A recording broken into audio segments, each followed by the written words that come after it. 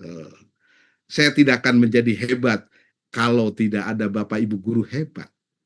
Kepala sekolah bukan satu-satunya penentu, tapi kepala sekolah adalah mitra strategis para guru. Guru menjadi mitra strategis dari kepala sekolah. Kalau begitu asik kehidupan ini. Good feeling. Tuh. Temukan rasa baik di antara kita. Jangan saling menyalahkan. Bapak Ibu sekalian, saya kemarin diskusi dengan teman ahli sejarah. Kenapa Raden Wijaya, Raja Kerajaan Majapahit, runtuh? Bukan karena dikalahkan oleh raja-raja yang lain, karena ada perselisihan internal. Nih, kalau bangsa ini ingin maju, jangan selalu saling menyalahkan. Ayo kita duduk bareng, bangun Indonesia tercinta dengan kalau ada yang salah kita hukum, kalau ada yang baik kita junjung tinggi. Itulah peradaban modern yang harus kita tegakkan. Jangan mencari-cari kesalahan orang lain. Semua kita pasti punya kesalahan. Semua kita pasti punya kekurangan. Semua kita pasti punya kelebihan. Ayo bahu-membahu membangun sebuah peradaban yang lebih baik dan lebih beradab. Yakin ini semua ada di guru-guru yang hebat pada bergabung pada pagi hari ini.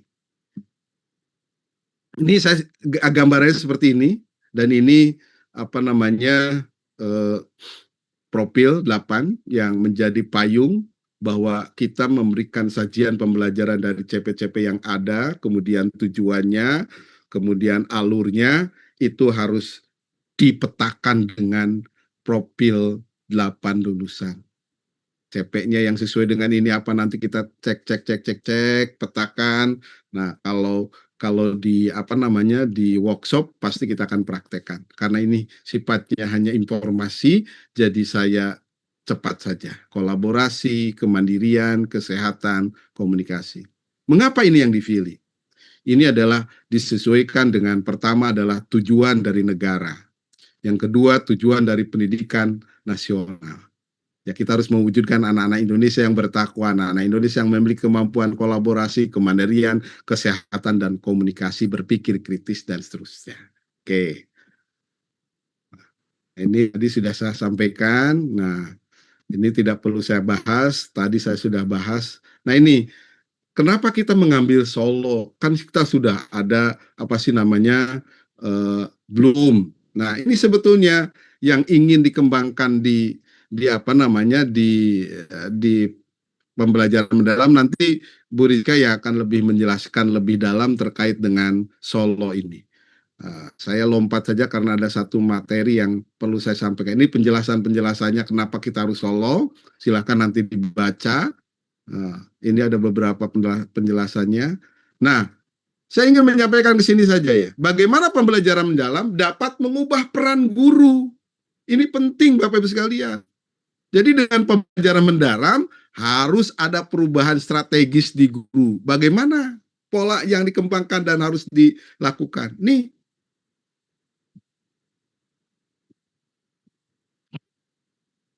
Pertama, guru harus memiliki semangat meningkatkan profesionalisme. Tuh.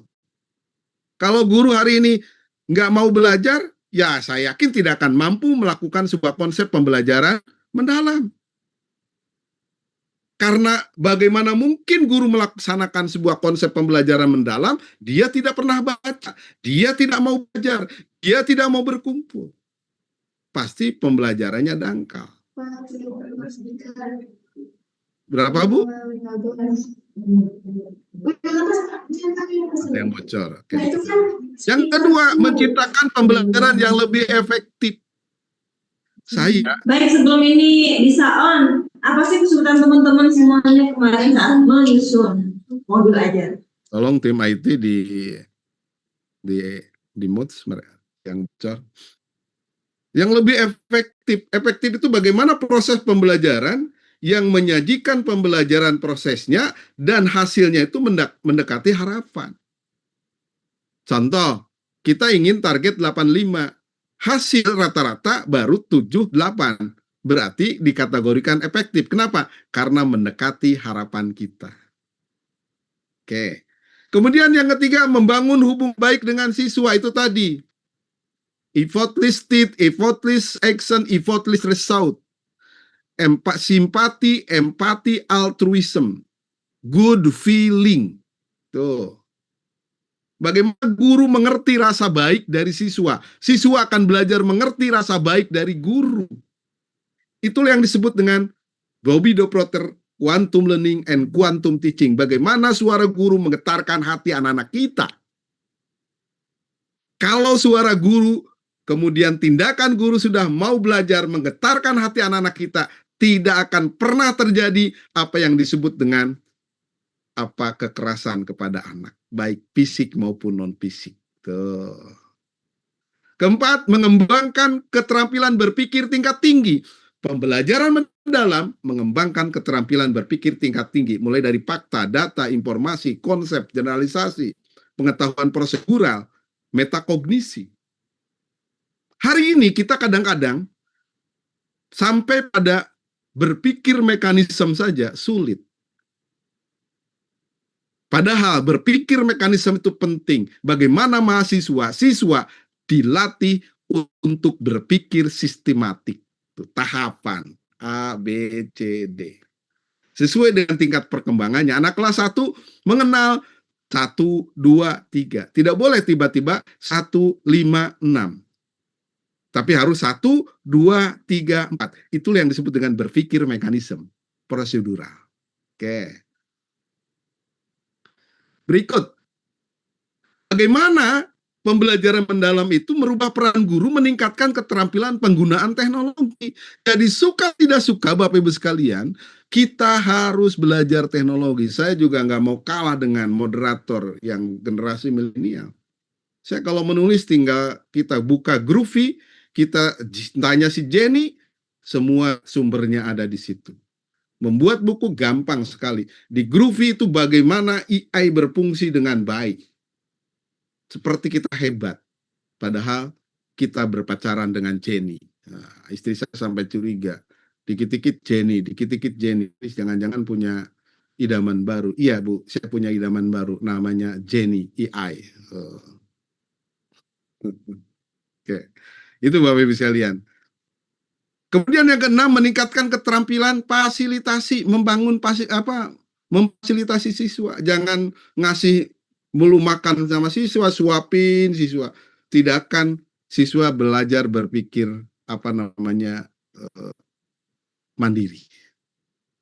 Kemudian perubahan paradigma tadi, ciri guru yang safe driving for teacher, dia memiliki paradigma berpikir. Dia selalu memanfaatkan pendekatan perspektif filsafat dari epistemologi, ontologi, dan aksiologi. Falsafah hidupnya dia ikuti. Jadi guru-guru yang memiliki paradigma berpikir, dia punya filosofi hidup di dalam mengajar menjadi seorang guru. Tuh. Mau ngapain sih kita kayak guru? Itu. Bagaimana caranya kita jadi guru? Itulah guru yang memiliki paradigma. Sandaran berpikirnya jelas. Nalar dan logikanya dia pahami. Dan yang terakhir, bagaimana guru memiliki peran yang berubah, pengembangan komunitas belajar, kolaborasi antar guru. Ini kadang-kadang di kita ada sebuah tradisi yang kurang baik. Bukan yang ikut di sini, mungkin yang di sono. Jadi ketika ada guru yang berprestasi, malah diledek sama guru-guru lainnya. Itu mah pengen di alam sama kepala sekolah. Itu mah pengen jadi kepala sekolah, pengen di alam kepala dinas. Berbeda dengan para petani. Jika ada yang panennya dalam 10 batak, contohnya ada yang panen 10 kintal, mereka hanya di bawah 5 kintal. Mereka berbondong-bondong belajar kepada petani yang berhasil. Tuh, kita contoh semangat para petani. Ketika ada petani rekannya yang menanam bawang hanya 10 bata dia menghasilkan contohnya 10 kuintal, mereka hanya dapat 3 kintal. Mereka berbondong-bondong belajar bagaimana cara menanamnya. Tuh, di kita malah diledekin guru-guru yang prestasi. Nanti lama-lama juga frustasi. Sekarang aja gurunya berprestasi, lama-lama juga frustasi. Begitu. Ini tradisi-tradisi yang harus kita tingkatkan supaya lebih baik. Berikut. Kok nggak mau? Nah, penerapan dalam praktek, yaitu tadi saya bilang, guru merancang proyek interdisipliner dengan melibatkan siswa dalam pemecahan masalah nyata. Guru menggunakan platform digital untuk memberikan umpan balik personal pada siswa. Guru berkolaborasi dengan guru lain untuk mengembangkan unit pembelajaran berbasis proyek. Masih ada. Karena lintas mata pelajaran, sajian pembelajaran dalam pembelajaran mendalam itu parsial, per mata pelajaran, yang kedua adalah tematik, yang ketiga adalah integrated. Yang kedua, tatik terpadu, itu adalah keterpaduan yang menjadikan tema menjadi pengait dari berbagai mata pelajaran, tetapi mata pelajarannya masih nampak terlihat. Kalau dalam pendekatan Vygotsky, itu terkenal dengan yang disebut webbing. Tematik integrated itu dalam pendekatan Vygotsky itu adalah webbing, jaring laba-laba.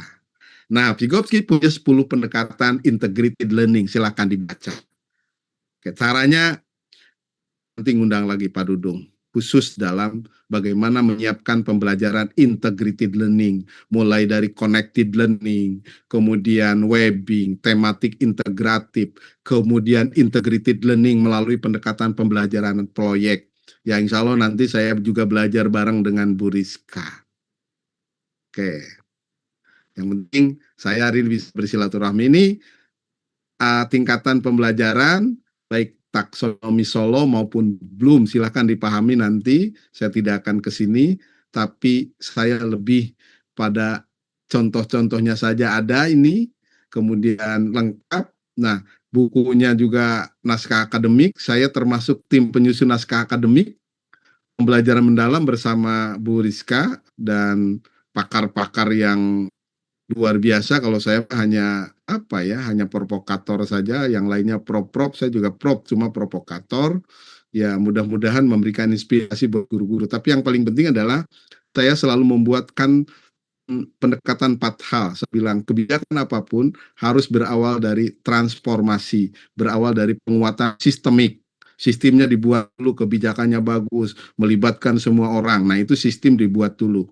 Yang kedua, penyiapan SDM, mulai dari budaya, kapasitas, kemudian leadership guru.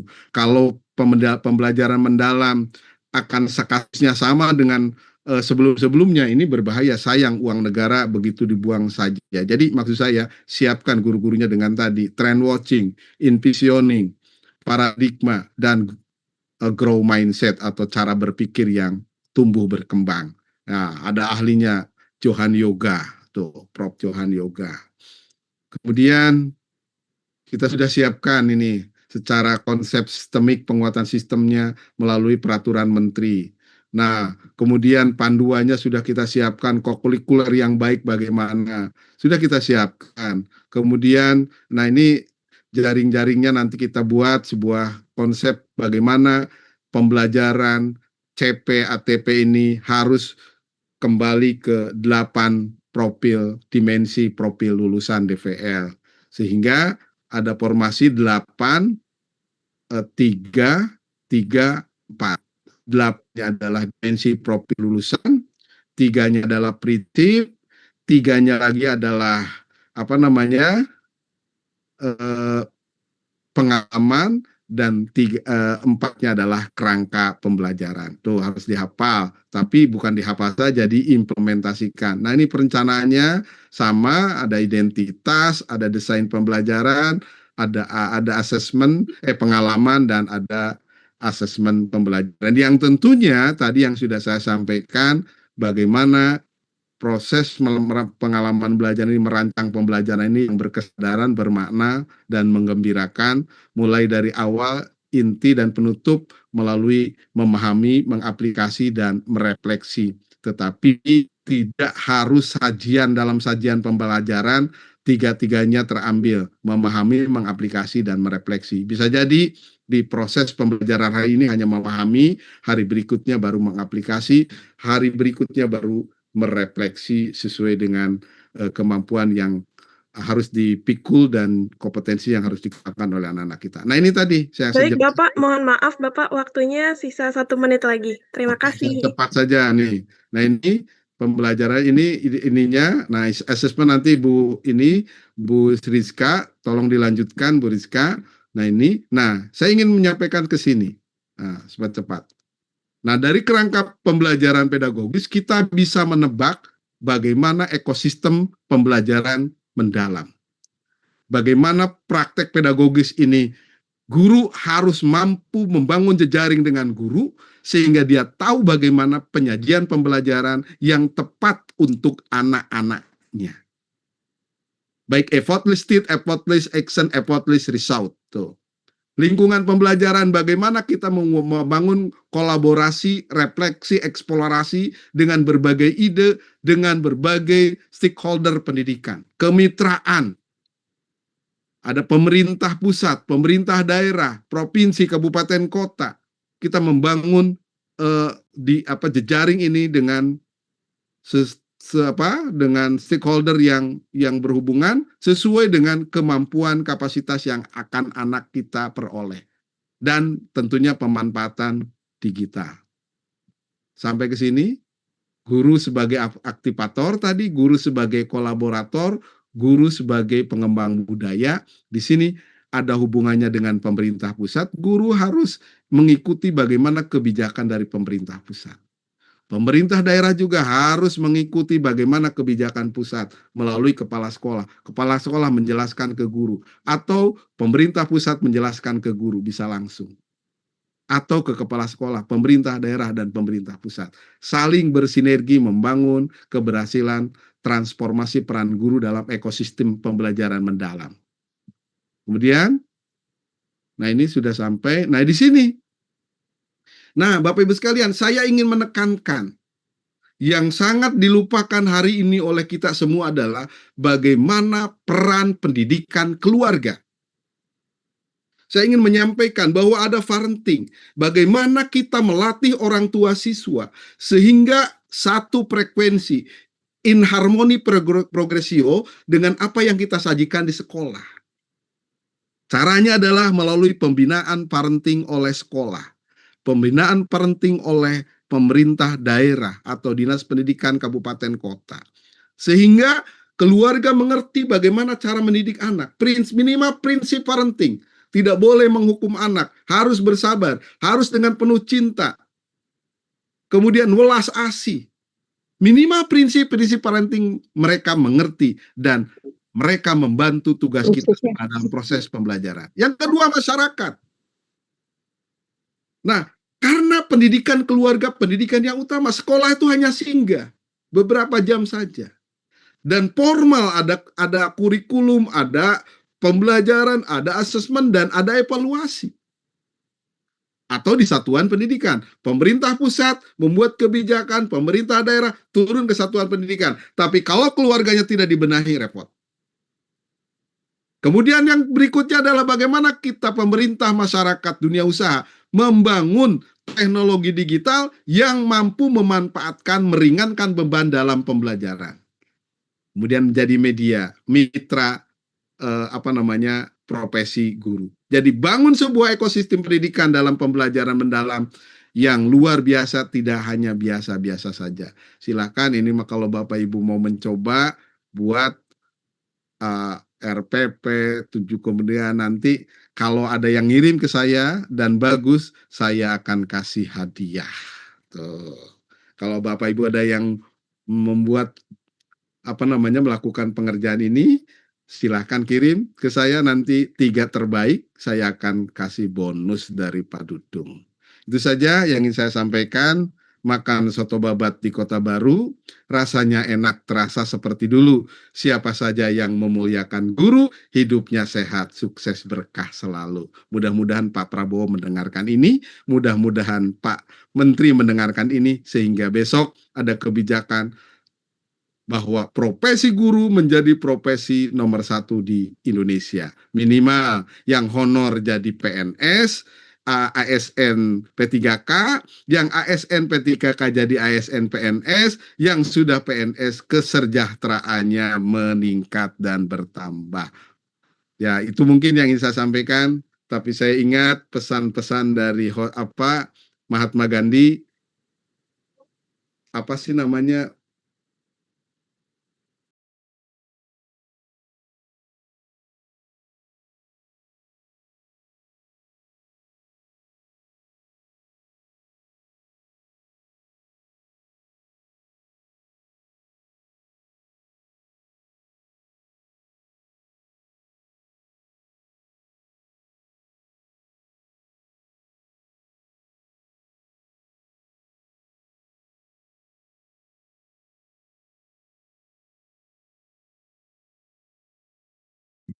In Kan, progress. terima Bagi kasih orang yang Bapak memiliki Ibu pola guru, mohon maaf atas segala kekurangan dan terima kasih atas berbagai perhatian dari Bapak Ibu sekalian. Mohon tadi yang menyampaikan pendapat dibacakan ya nanti, atau 3 atau 5 silahkan, yang posisi guru kita tuh ada di mana saat menerima perubahan. Oke, terima kasih. Mudah-mudahan kita menjadi sutradara. Guru adalah sutradara membangun peradaban masa depan dan mewujudkan Indonesia Emas di tahun 2045. Terima kasih, Guru mulia dan dengan karyanya. Billahi taufiq wal hidayah. Assalamualaikum warahmatullahi wabarakatuh. Baik.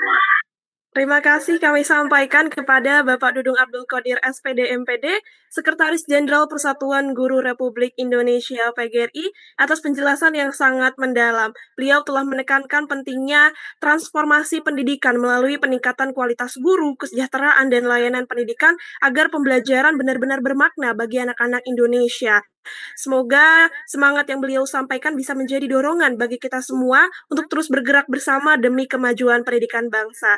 Mohon izin menyampaikan yang tadi sudah Bapak minta kepada para peserta. Saya izin menyampaikan mungkin 5 dari Melia Francisca itu menerima, Ummu Kulsum itu selalu ingin belajar, Ainun Jariah selalu ingin belajar untuk menjalankan amanah dengan ilmu yang benar dan berkah, dan dari Asti menerima terus ingin belajar, dan Munawaroh terus ingin belajar. Itu yang dari peserta sampaikan. Ya, terima kasih. Mbak, begini, yang sekarang bicara di hadapan Bapak Ibu sekalian, ini adalah alumni MIPUI, alumni MTS PUI, alumni Madrasah Aliyah Negeri, dan pernah belajar di UIN, tapi hari ini bisa menjadi bersaing di tingkat nasional. Jadi walaupun di swasta, yang penting kita belajar. Nah, hari ini saya membuktikan bisa bersaing di tingkat nasional. Dan sekolah madrasah pun bisa MI, MTS, Aliyah. Itu Bu Salamah dan Bu Rizka. Saya bangga alumni MI dan alumni madrasah gitu. Baik, para hadirin Bapak Ibu semua, setelah mendengarkan paparan dari Bapak Dudung Abdul Qadir SPD MPD, kini saatnya kita memasuki sesi tanya jawab, dan bagi peserta yang ingin bertanya, silahkan boleh raise hand. Pada para peserta yang ingin bertanya, silahkan boleh raise hand. Nanti raise hand pertama yang akan saya pilih.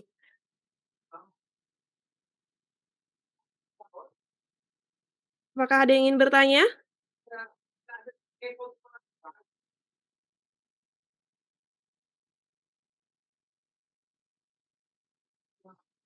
Baik, apakah ada yang ingin bertanya atau tidak ingin raise hand? Boleh silahkan di kolom chat, nanti akan saya pilih satu penanya. Silahkan kepada Bapak Ibu. Mungkin tadi sudah mendengar pemaparan dari Bapak Dudung, pasti sudah terlintas pertanyaan yang sangat banyak tentunya. Silahkan kepada para peserta. Oh, sudah ada nih Bapak dari Ibu Siti Syahbani. Kepada Ibu Siti silahkan boleh di on mic-nya.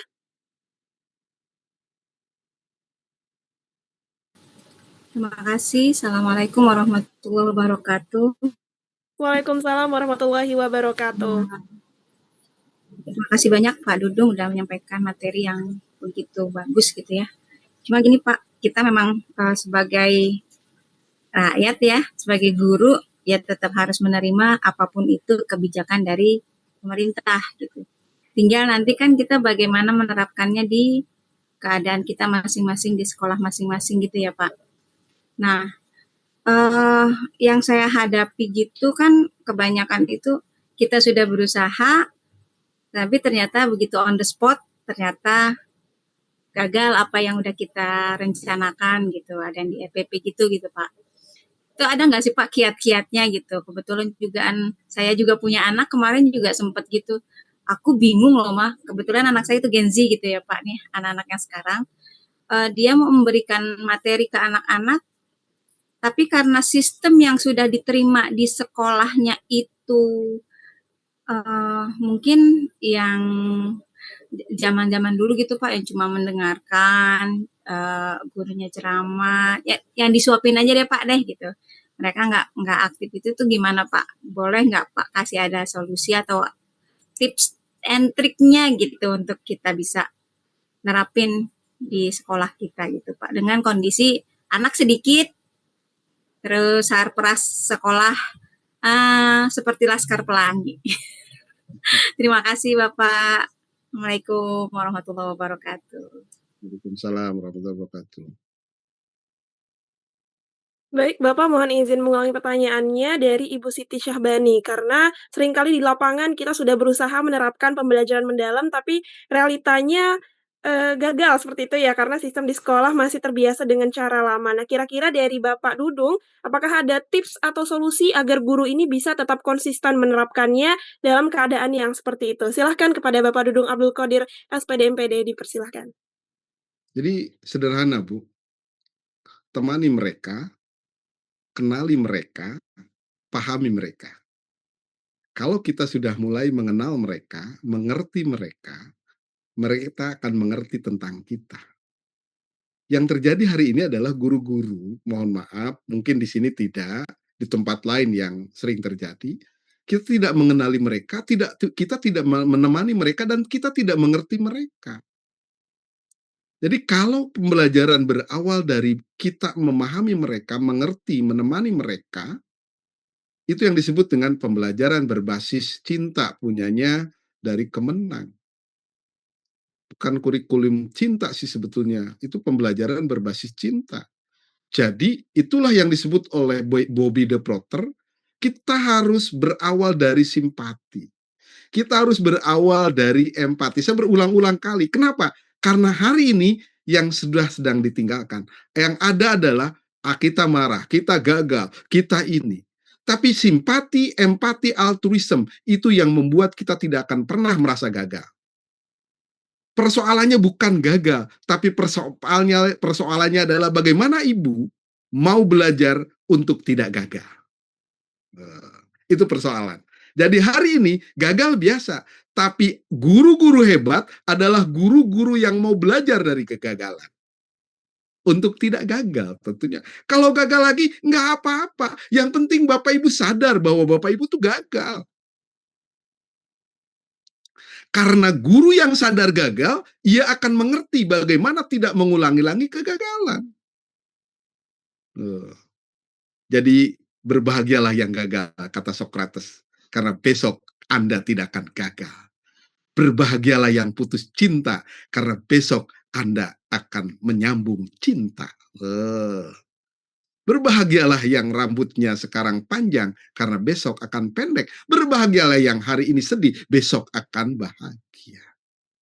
Saya selalu begitu hidup, Bu Salamah dan Bu Rizka dan Bapak Ibu sekalian. Kenapa? Hidup ini, kata Bapak saya, nikmati, syukuri, jalani. Tuh. Nikmati, syukuri, jalani. Tuh. Jadi Bapak Ibu kalau menikmati ritme sebagai tugas dan fungsi guru, saya yakin dan seyakin-yakinnya tidak pernah ada guru-guru yang merasa gagal. Pasti akan melahirkan guru-guru yang selalu sukses, optimis, yakin, usaha, sampai yakusa. Nah itu. Itu. Jadi Bu Siti belajar bagaimana kita menemani anak-anak, bagaimana belajar mengerti anak-anak, belajar memahami anak-anak. Saya yakin anak-anak akan dibawa kemana saja, menari, berlari, anak-anak akan senang. Itulah awal dari berkesadaran. Jadi bangun ritme dulu, simponi dengan anak-anak. Asik. Anak-anak nurut sama kita, ngikutin kita. Anak-anak akan, kenapa? Satu frekuensi. Kalau bahasa ITB, in harmony progressio. Yang berharmoni kalau kita pacaran. Kalau satu frekuensi kan asik. Neng, besok makan bakso ya. Di baksonya Wong Solo gitu. Walaupun hanya semangkok berdua, karena duitnya kagak ada lagi. Asik. Kenapa? Itulah yang disebut good feeling. Ketemu rasa baik. Tidak akan pernah kecewa, tidak akan pernah. Karena sejatinya cinta itu membawa kebahagiaan. Jadi kalau ada cinta yang membuat kita sengsara, ada sesuatu yang salah dalam mengimplementasikan tentang cinta. Eh, ini bahas Baik, sama 4 SKS lagi bisa lama. Udah nanti. baik. Penting cinta. Baik baik. Berarti dari jawaban Bapak Dudung Abdul Qadir tadi, kuncinya itu adalah kenali, temani, dan pahami siswa. Karena dari simpati dan empati lahirlah pembelajar yang penuh cinta. Dengan itu persoalannya bukan soal gagal, tapi bagaimana kita yang tidak mau menyerah. Terima kasih kami ucapkan kepada Bapak Dudung Abdul Qadir SPD MPD, Sekretaris Jenderal Persatuan Guru Republik Indonesia PGRI, atas informasi dan jawaban-jawabannya yang sangat mencerahkan. Dan terima kasih juga kepada Ibu Siti Syahbani, para penanya atas penanya yang membangun diskusi kita hari ini. Dan mohon maaf kepada penanya lain yang mungkin belum bisa mendapatkan kesempatan, mungkin di lain waktu kita bisa bersilaturahmi lagi. Baik, kita beranjak ke acara selanjutnya. Kami ucapkan terima kasih lagi Bapak kepada Bapak Dudung Abdul Qadir Sekjen PB Sama PGRI. Baik, mungkin untuk sesi selanjutnya kita bisa sesi dokumentasi. Jadi dimohon kepada para narasumber dan peserta dimohon untuk diaktifkan kameranya karena kita akan melakukan sesi dokumentasi. Baik, saya beri waktu 1 menit untuk yang ingin on cam, silahkan. Dan pastikan mic-nya di-mute ya para peserta karena untuk menjaga suasana agar tetap rapih dan tertib. Silahkan di on cam, saya beri waktu 1 menit.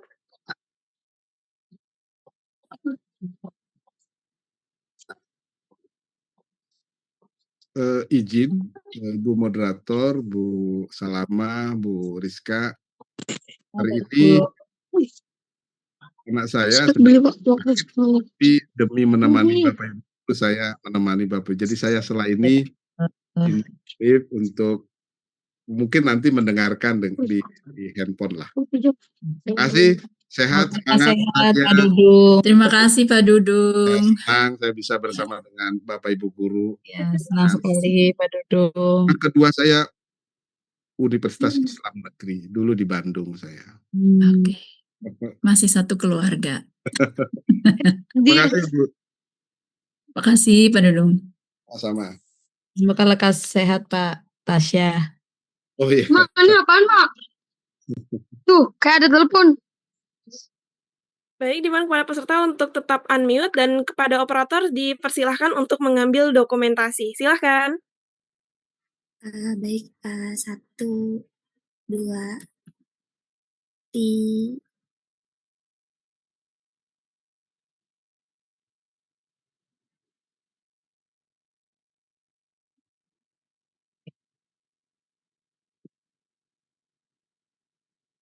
Ya. Iya. Terima kasih Pak Dudung. Sama Ibu. Terima kasih Bapak. Baik, kita beranjak ke acara selanjutnya, yaitu pemateri kedua kita. Dari Ibu Nur Lutfi Rizka Herianing Tias MPD, dari tim pengembang pembelajar mendalam Kemendikdasmen RI, yang akan menyampaikan kegiatan kurikuler berdasarkan Permendikdasmen nomor 13 tahun 2025. Selamat pagi, Ibu.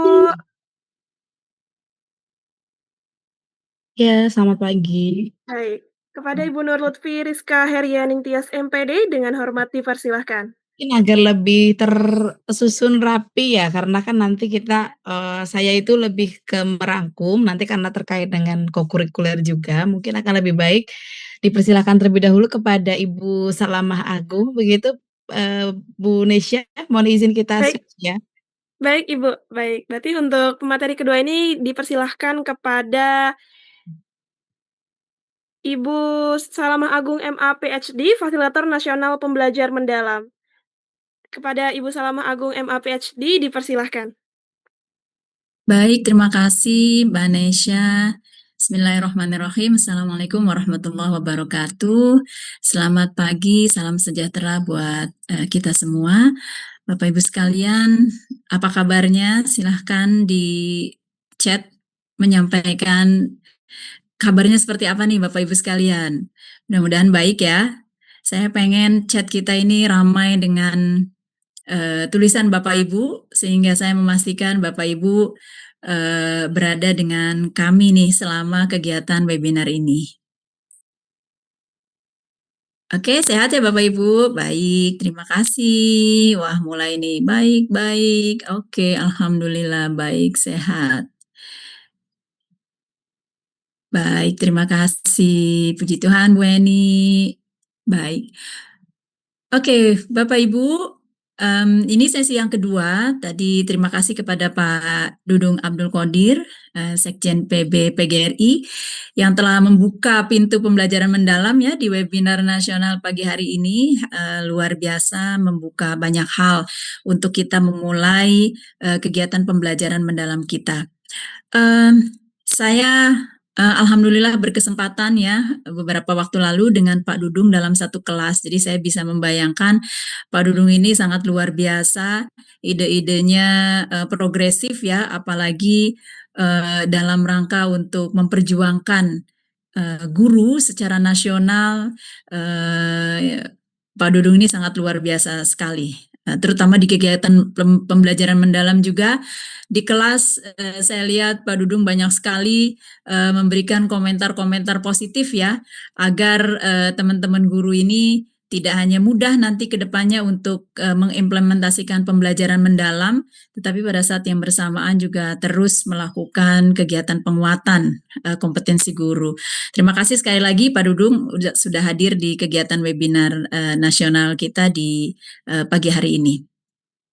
Baik, Bapak Ibu sekalian, izin saya share screen.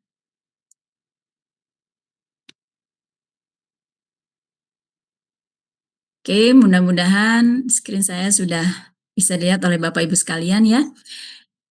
Bapak Ibu, webinar pagi hari ini tentu saya yakin bukan webinar tentang pembelajaran mendalam yang pertama kali Bapak Ibu ikuti ya.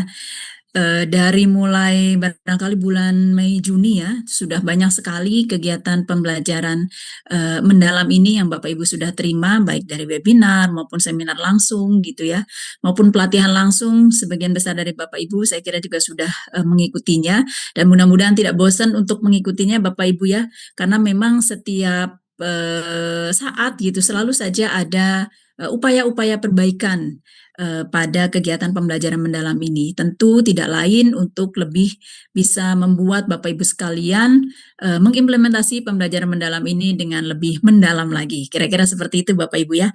Nah, sesi kedua ini saya akan membersamai Bapak Ibu untuk kegiatan atau penguatan terkait asesmen pembelajaran mendalam. Oke Bapak Ibu ya. Oke, sebelumnya saya pengen tanya dulu nih sama Bapak Ibu sekalian. Apakah Bapak Ibu percaya diri nih dengan nilai yang Bapak Ibu berikan kepada peserta didik Bapak Ibu? Mungkin bisa di-share di chat box ya Bapak Ibu. Kira-kira Bapak Ibu nih memberi si Fulan atau si A ini nilai 80 misalnya. Itu percaya diri nggak dengan nilai yang Bapak Ibu berikan kepada peserta didik ini? Silakan Bapak Ibu, saya pengen tahu nih. Saya pengen tahu komentar Bapak Ibu atau perasaan Bapak Ibu ketika memberi peserta didik Bapak Ibu sebuah nilai. Silakan Bapak Ibu. Sudah di kolom chat ya sambil saya lihat. Seperti apa nih kepercayaan diri Bapak Ibu? Oke.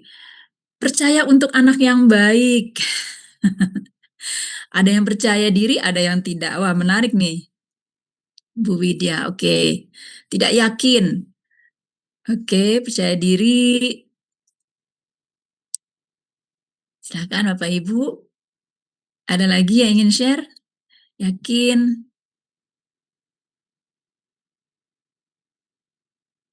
Bismillah, percaya diri. Oke.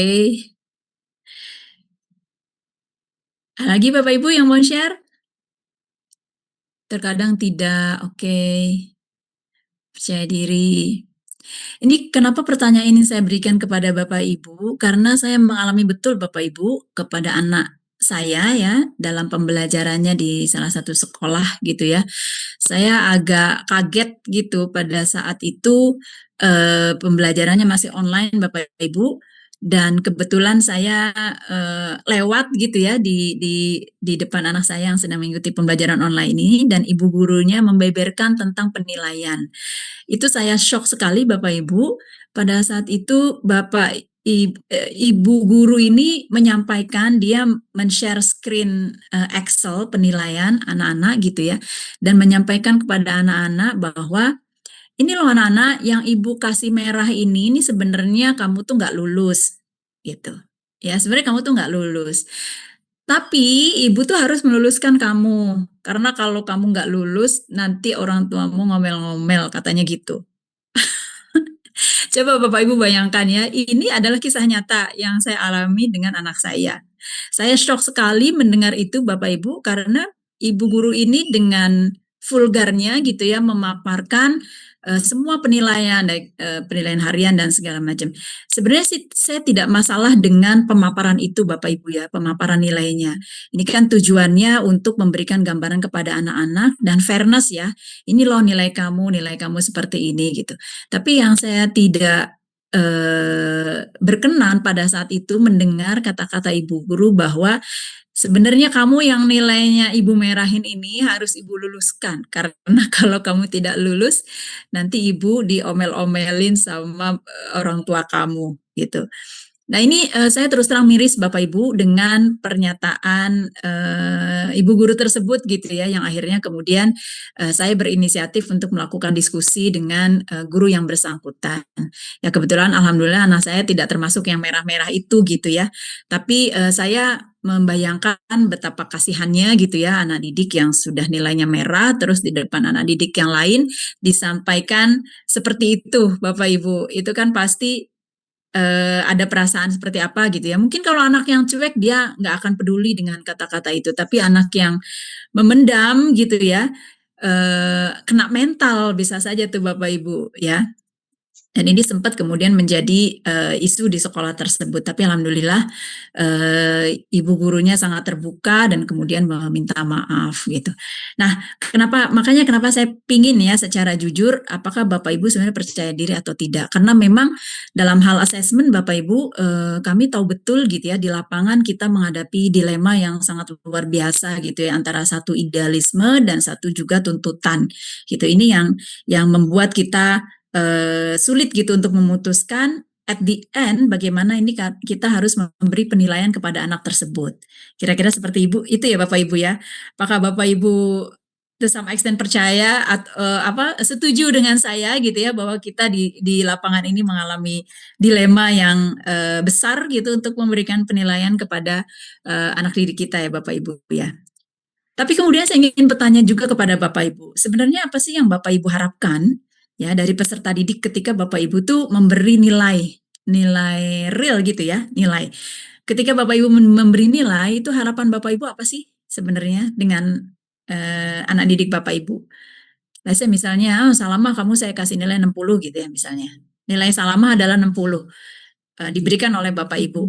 Nah kira-kira dengan nilai 60 itu message apa yang ingin Bapak Ibu berikan kepada peserta didik, kepada Salamah ini?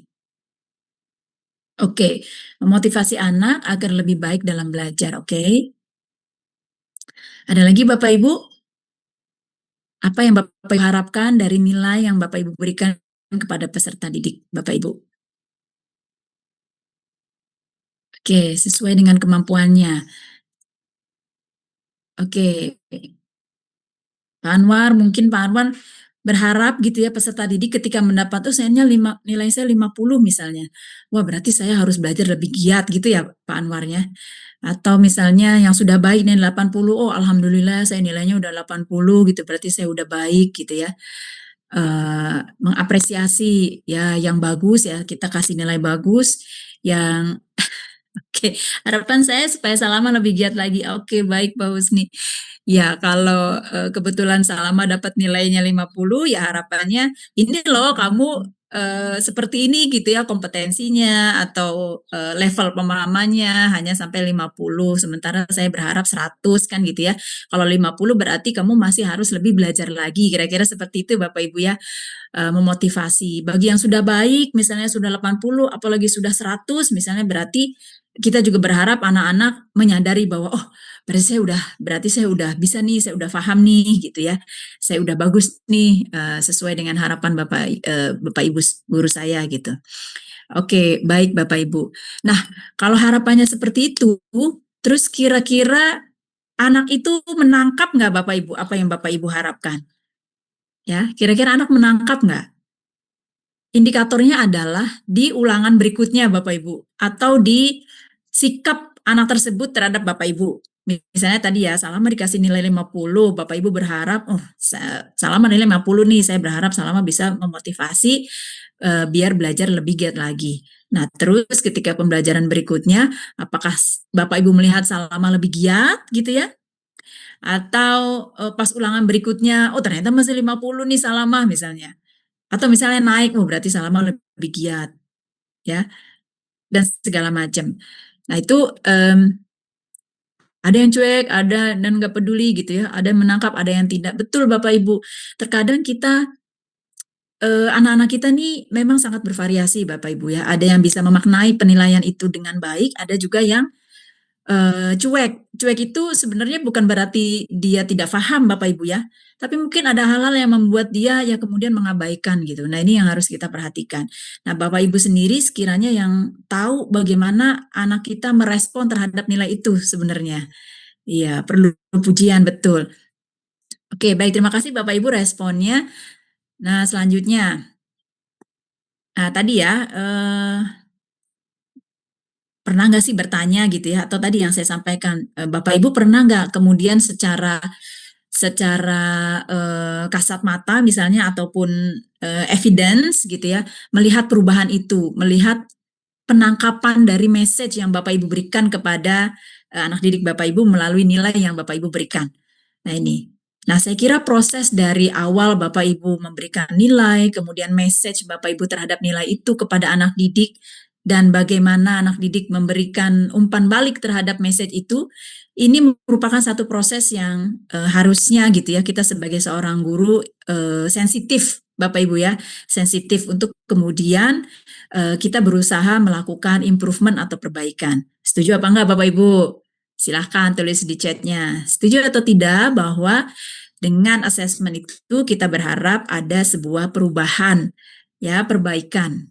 Oke, setuju ya? Setuju ya Pak Hengki? Oke, baik, setuju. Makasih Bu Eki. Bu Ainun setuju, setuju. Oke, baik.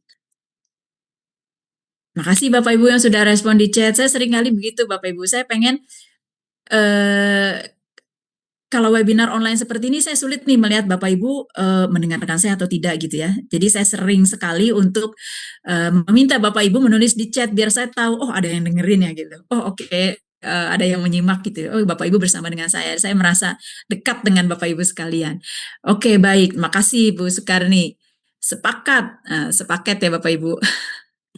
Oke, baik Bapak Ibu, kita masuk. Nah, Bapak Ibu, tadi yang sudah saya sampaikan di awal sebenarnya mengarahkan kita kepada menguatkan, sebenarnya lebih kepada menguatkan, mengembalikan lagi kepada kita tentang pemahaman tentang asesmen. Ya, Bapak Ibu, ini saya ambil dari Permendikbud nomor 21 tahun 2022 tentang definisi dari penilaian atau asesmen. Ya, penilaian atau asesmen adalah proses pengumpulan dan pengolahan informasi untuk mengetahui kebutuhan belajar dan capaian perkembangan atau hasil belajar murid. Bapak Ibu, ada kata-kata yang saya highlight merah ya Bapak Ibu. Kalau merah itu artinya sesuatu yang harus mendapatkan perhatian penuh Bapak Ibu ya. Proses pengumpulan dan pengolahan informasi. Jadi Bapak Ibu dalam melakukan penilaian, Bapak Ibu membutuhkan proses. Ya, proses itu ada aktivitas di dalamnya, ya, mengumpulkan dan mengolah informasi. Jadi tidak hanya mengumpulkan, tetapi Bapak Ibu mengolah informasinya, ya, yang informasi yang Bapak Ibu kumpulkan itu diolah, ya. Untuk apa? Untuk mengetahui kebutuhan belajar. Nah, kebutuhan belajar berarti asesmen itu dilakukan sebelum belajar dong Bapak Ibu, bisa ya? Karena tadi proses pengumpulannya untuk mengetahui kebutuhan belajar, ya. Jadi sebelum pembelajaran dan mengetahui capaian perkembangannya. Jadi sebelum belajar Bapak Ibu sudah tahu apa yang dibutuhkan, terus kemudian dilakukan proses pembelajaran, dan sesudah belajar Bapak Ibu juga tahu apakah pembelajarannya itu tercapai atau tidak. Ya, kira-kira seperti itu Bapak Ibu ya. Nah, mungkin Bapak Ibu biar lebih ingat nih, coba ditulis kembali di chat. Penilaian atau asesmen itu kata kuncinya apa Bapak Ibu? Ada proses pengumpulan dan pengolahan informasi, ya. Jadi penilaian adalah proses pengumpulan dan pengolahan informasi. Bapak Ibu silakan di chat, asesmen adalah proses pengumpulan dan pengolahan informasi. Konon katanya di teknik pembelajaran itu Bapak Ibu ya. Kalau Bapak Ibu mendengarkan, itu paling 5% nanti sesudah webinar ini selesai Bapak Ibu hilang. Tapi kalau sambil menulis, itu mudah-mudahan bisa 40%. Oke, asesmen itu proses pengumpulan dan pengolahan informasi. Asesmen adalah proses pengumpulan dan pengolahan informasi. Untuk apa? Ada dua Bapak Ibu. Untuk kebutuhan belajar dan capaian pembelajaran. Untuk apa Bapak Ibu? Kebutuhan belajar dan capaian pembelajaran. Silakan Bapak Ibu chat. Untuk kebutuhan belajar dan capaian pembelajaran. Oke. Kebutuhan dan capaian pembelajaran. Betul. Pengumpulan informasi untuk kebutuhan dan capaian pembelajaran. Terima kasih Pak Warko, Pak Sugeng. Terima kasih. Oke. Oke, baik Bapak Ibu. Oke, baik ya. Jadi itu Bapak Ibu ya, mudah-mudahan Bapak Ibu lebih paham nih. Berarti ada proses di situ, buat apa? Untuk Bapak Ibu sebelum pembelajaran dan untuk melihat apakah pembelajaran itu sudah tercapai atau tidak. Oke, selanjutnya Bapak Ibu. Ini sekarang prinsip assessment Bapak Ibu. Prinsip assessment itu ada 3. Ya, 1 berkeadilan, 2 edukatif, dan 3 objektif. Apa sih Bapak Ibu yang maksud dengan berkeadilan? Berkeadilan itu pendidik melakukan penilaian yang tidak bias oleh latar belakang, identitas, atau kebutuhan khusus peserta didik. Jadi Bapak Ibu, maksudnya di dalam kegiatan atau proses pengumpulan informasi tadi Bapak Ibu ya, Bapak Ibu harus memperhatikan latar belakang, identitas maupun kebutuhan dari peserta didik.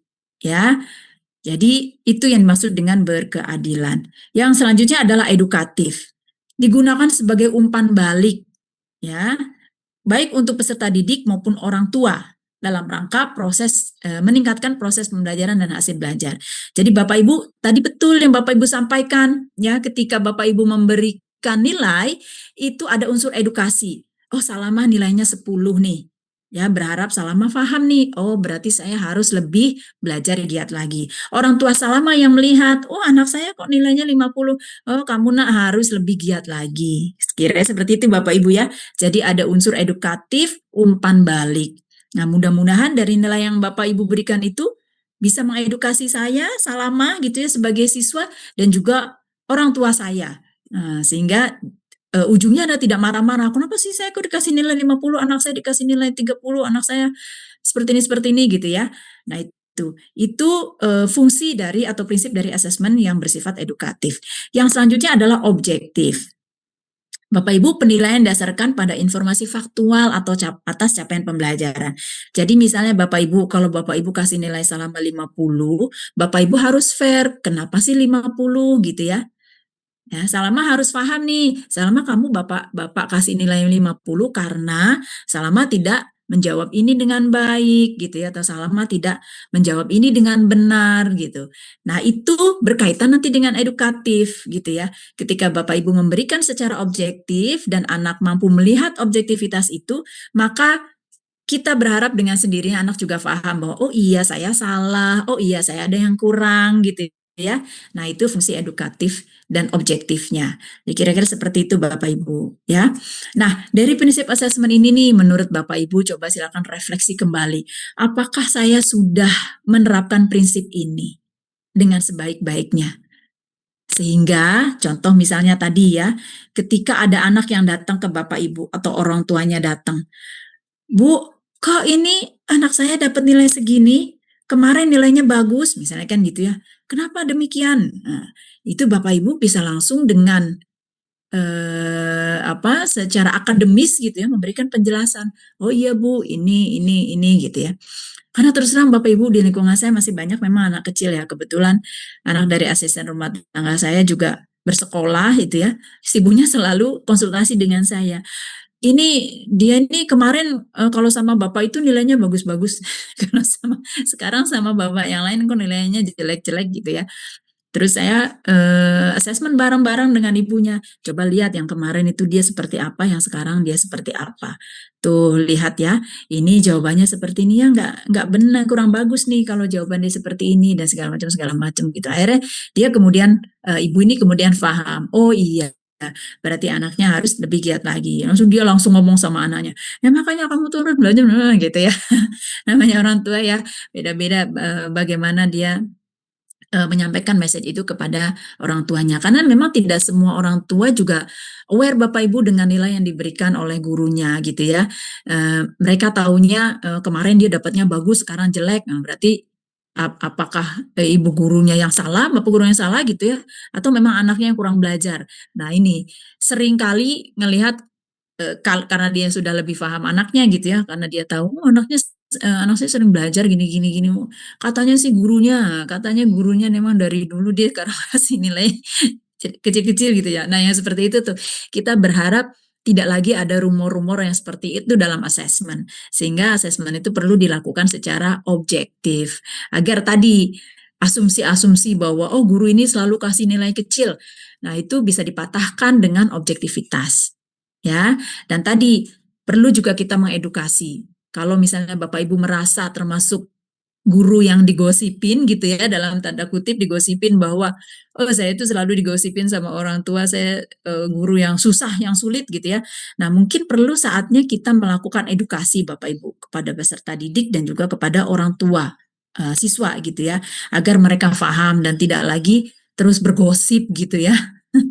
Karena saya yakin ada saja gitu ya guru-guru atau di sekolah-sekolah tertentu gitu ya yang selalu memberikan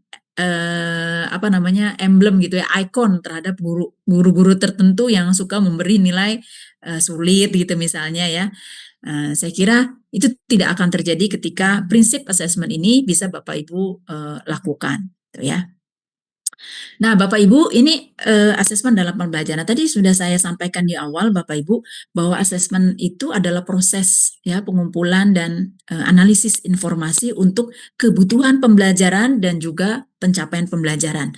Kalau kebutuhan pembelajaran berarti di sini ada proses perencanaan pembelajaran yang harus kita perhatikan.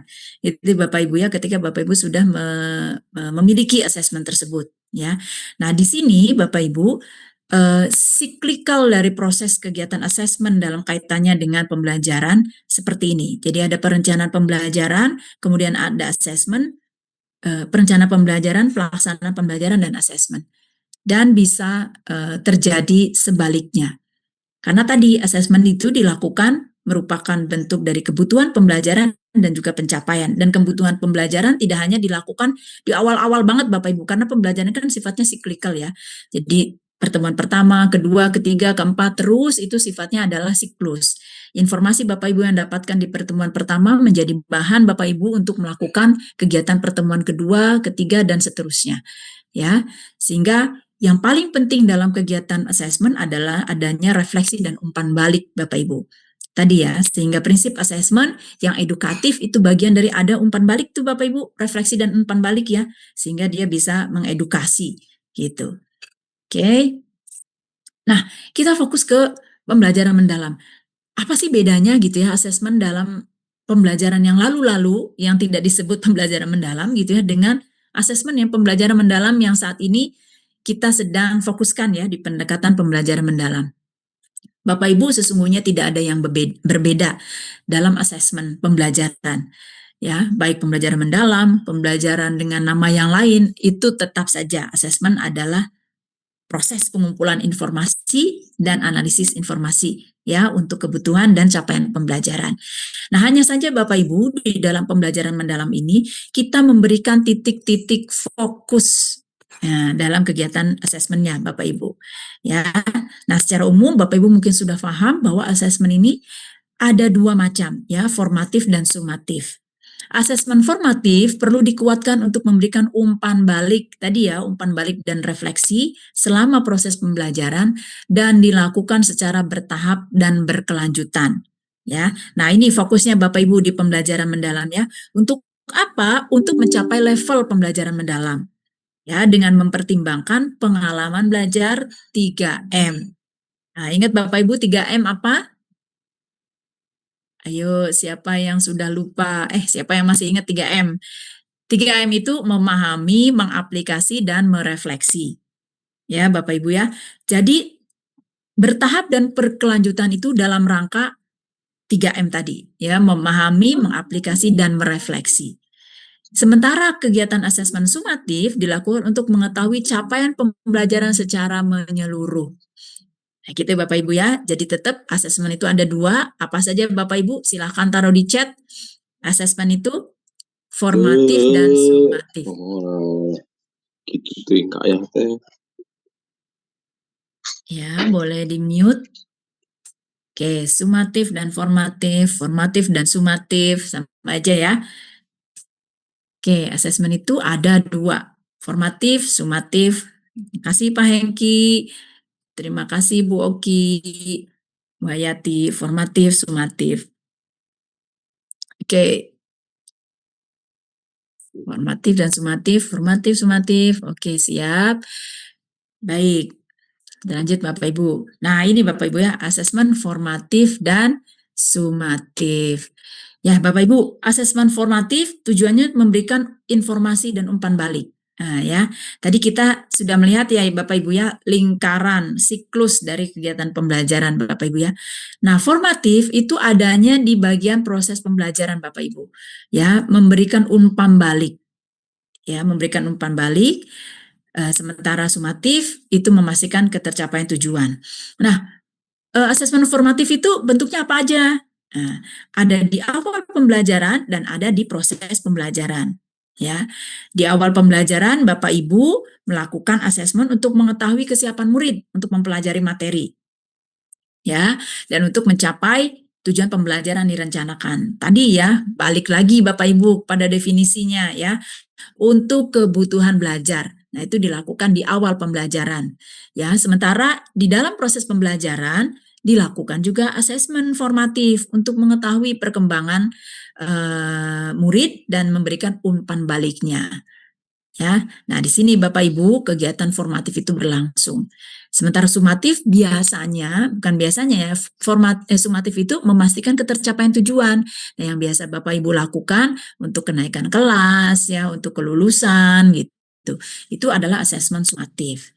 Bapak Ibu, beban formatif dan sumatif ini kalau Bapak Ibu lihat lebih banyak bebannya di formatif. Dan pembelajaran mendalam memang menekankan asesmen formatif itu lebih berat bebannya dibandingkan dengan asesmen sumatif. Kenapa Bapak Ibu? Karena di asesmen formatif inilah proses itu berlangsung. Ya, mungkin Bapak Ibu pernah mendengar pepatah, ya proses itu tidak mengkhianati hasil gitu Bapak Ibu ya. Maka memang yang paling penting adalah prosesnya Bapak Ibu. Nah, di proses inilah yang Bapak Ibu harus kuatkan kegiatan asesmennya. Itu ya. Nah, Bapak Ibu, di pembelajaran mendalam, asesmen formatif dan formatif dan sumatif ini ditekankan pada autentikasi dan holistik. Ya, otentik dan holistik. Apa sih yang maksud dengan otentik ini? Merepresentasikan realitas kehidupan atau konteks. Aduh, mohon maaf nih Bapak Ibu belibet ya. Merepresentasikan realitas kehidupan atau konteks sehari-hari. Bapak Ibu ingat nggak prinsip pembelajaran mendalam? Coba, ada yang masih ingat prinsip pembelajaran mendalam? Bisa di chat, ini sekaligus ujian. Prinsip pembelajaran mendalam. 3M. Ayo, prinsip dengan pengalaman beda loh. Kalau prinsip yang full katanya gitu ya. Ya, kalau prinsip itu yang berkesadaran, bermakna, dan menggembirakan. Betul Bu Woro, Bu Hanifah ya.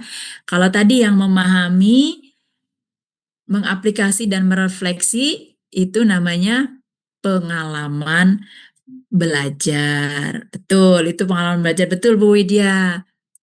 Yes, betul Bu Rifdah. BBM Bapak Ibu ya, prinsip BBM. Nah, salah satu prinsip yang ada di BBM itu representasi dari konteks sehari-hari. Tujuannya apa? Tujuannya agar lebih bermakna. Gitu Bapak Ibu, itu yang disebut dengan otentik dalam kegiatan asesmennya. Jadi Bapak Ibu ketika melakukan asesmen tidak hanya bertanya misalnya apa definisi fotosintesis gitu ya. Nah, itu belum otentik tuh Bapak Ibu ya, belum merepresentasikan realitas kehidupan. Nah, disitulah fungsi dari pembelajaran mendalam agar lebih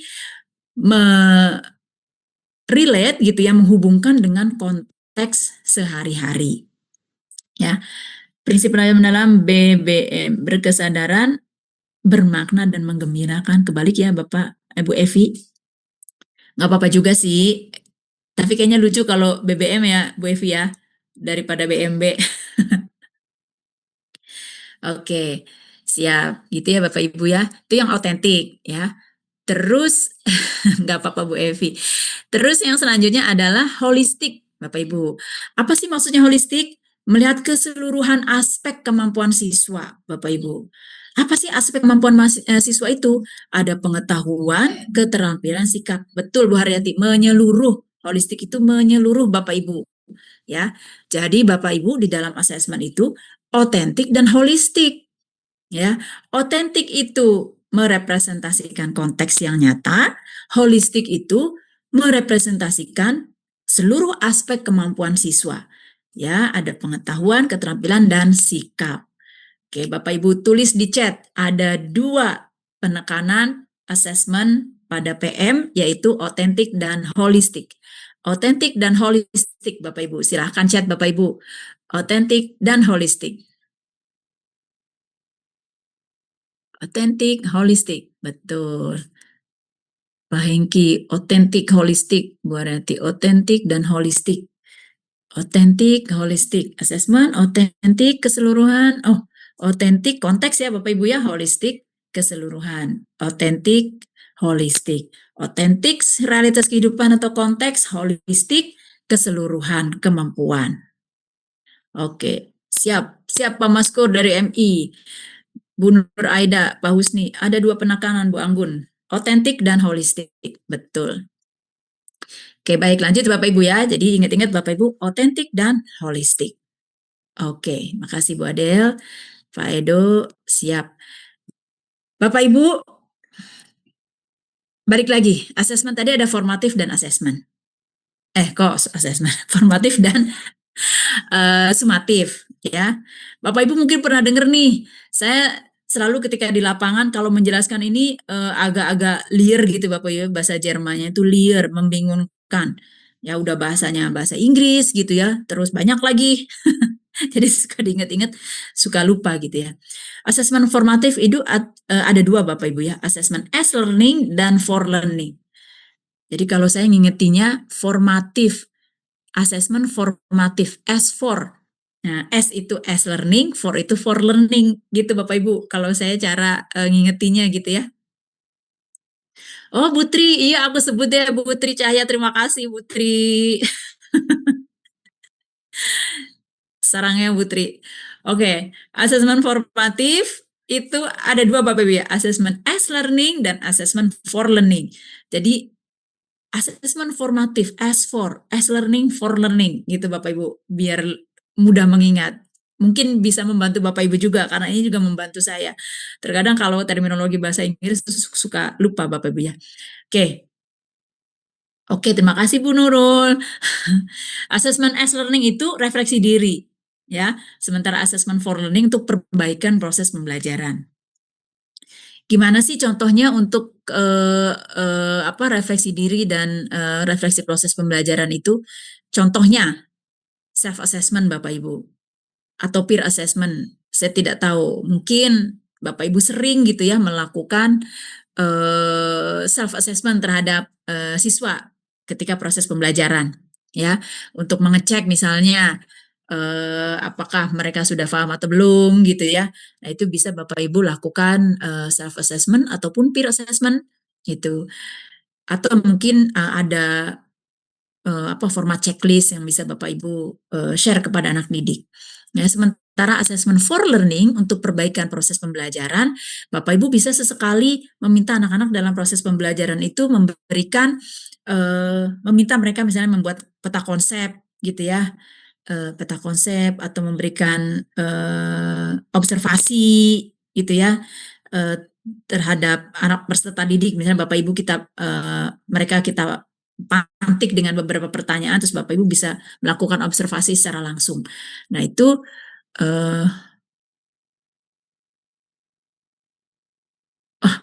Pak Ernesto kayaknya belum nyampe situ nih. Oh, belum ya Pak? Oke. Assessment for learning ya, untuk perbaikan proses pembelajaran Bapak Ibu ya, bisa dilakukan peta konsep, pemberian peta konsep dan segala macamnya. Sementara asesmen sumatif Bapak Ibu ini asesmen of learning. Sumatif of learning. Jadi kan ada 3 Bapak Ibu ya, as learning, for learning, of learning. As for itu formatif, sementara of learning sumatif.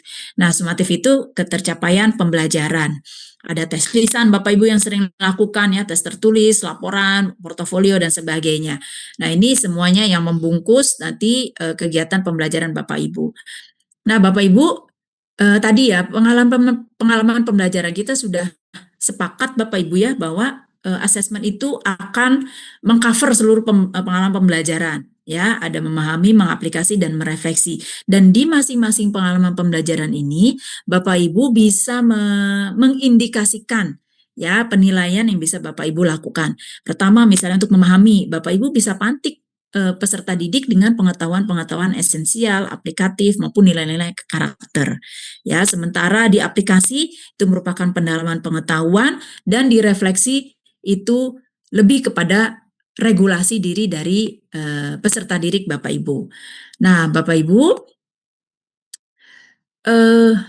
asesmen pada pembelajaran mendalam itu mendorong adanya transferable skill. Tadi kita sudah lihat ya, yang menerapkan seluruh skill itu berarti penekanan asesmen secara holistik kan Bapak Ibu ya. Ada pengetahuan, sikap, dan keterampilan pada kehidupan nyata, otentik. Jadi holistik dan otentik.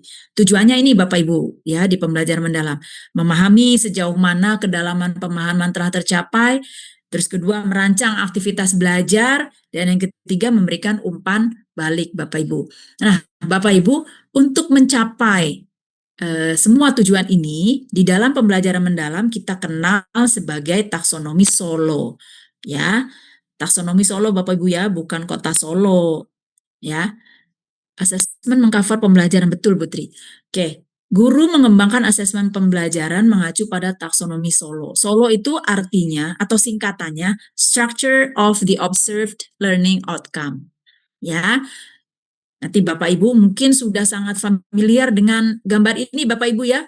Sangat familiar dengan ini. Sekarang ini sangat familiar. Sebelumnya Bapak Ibu mungkin familiar dengan taksonomi Bloom. Apa sih bedanya Solo dengan Bloom? Ya kalau secara teoritis mungkin ada beberapa bedanya Bapak Ibu ya. Ada beberapa bedanya. Tapi saya dalam konteks ini tidak akan membahas bedanya Bapak Ibu. Nanti Bapak Ibu bingung.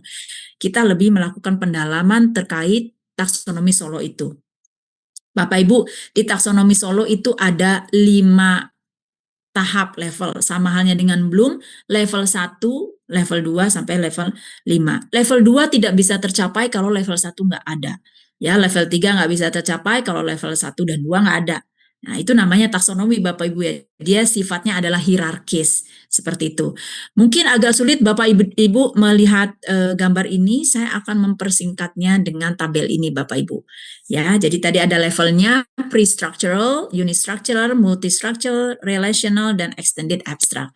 Ya, to some extent deep learning tidak mau menggunakan bahasa Inggris ya, pakainya pembelajaran mendalam, tapi di Solo taksonomi ternyata belum bahasakan, tapi sudah mulai dikenalkan Bapak Ibu ya, misalnya pre-structural berarti prastruktural gitu ya, satu struktur, multistruktur, relasi, dan abstrak yang di-extend gitu, seperti itu Bapak Ibu. Nah ini di bagian kiri Bapak Ibu ada level. Ya, terus yang kedua ada fokus assessment-nya, terus ada contoh pertanyaannya dan respon peserta didik. Bapak Ibu di level prestruktural itu fokus assessment-nya mengidentifikasi satu konsep aja Bapak Ibu. Ya, namanya pre-structure itu satu konsep aja. Mengidentifikasi dulu Bapak Ibu ya, identifikasi satu konsep. Contoh pertanyaannya ini dalam konteks IPA Bapak Ibu ya. Apa sih siklus air itu gitu ya. Nah, itu pertanyaan pre-structural. Ya, respon peserta didiknya pasti langsung direct. Siklus air itu adalah, kan gitu biasanya Bapak Ibu ya.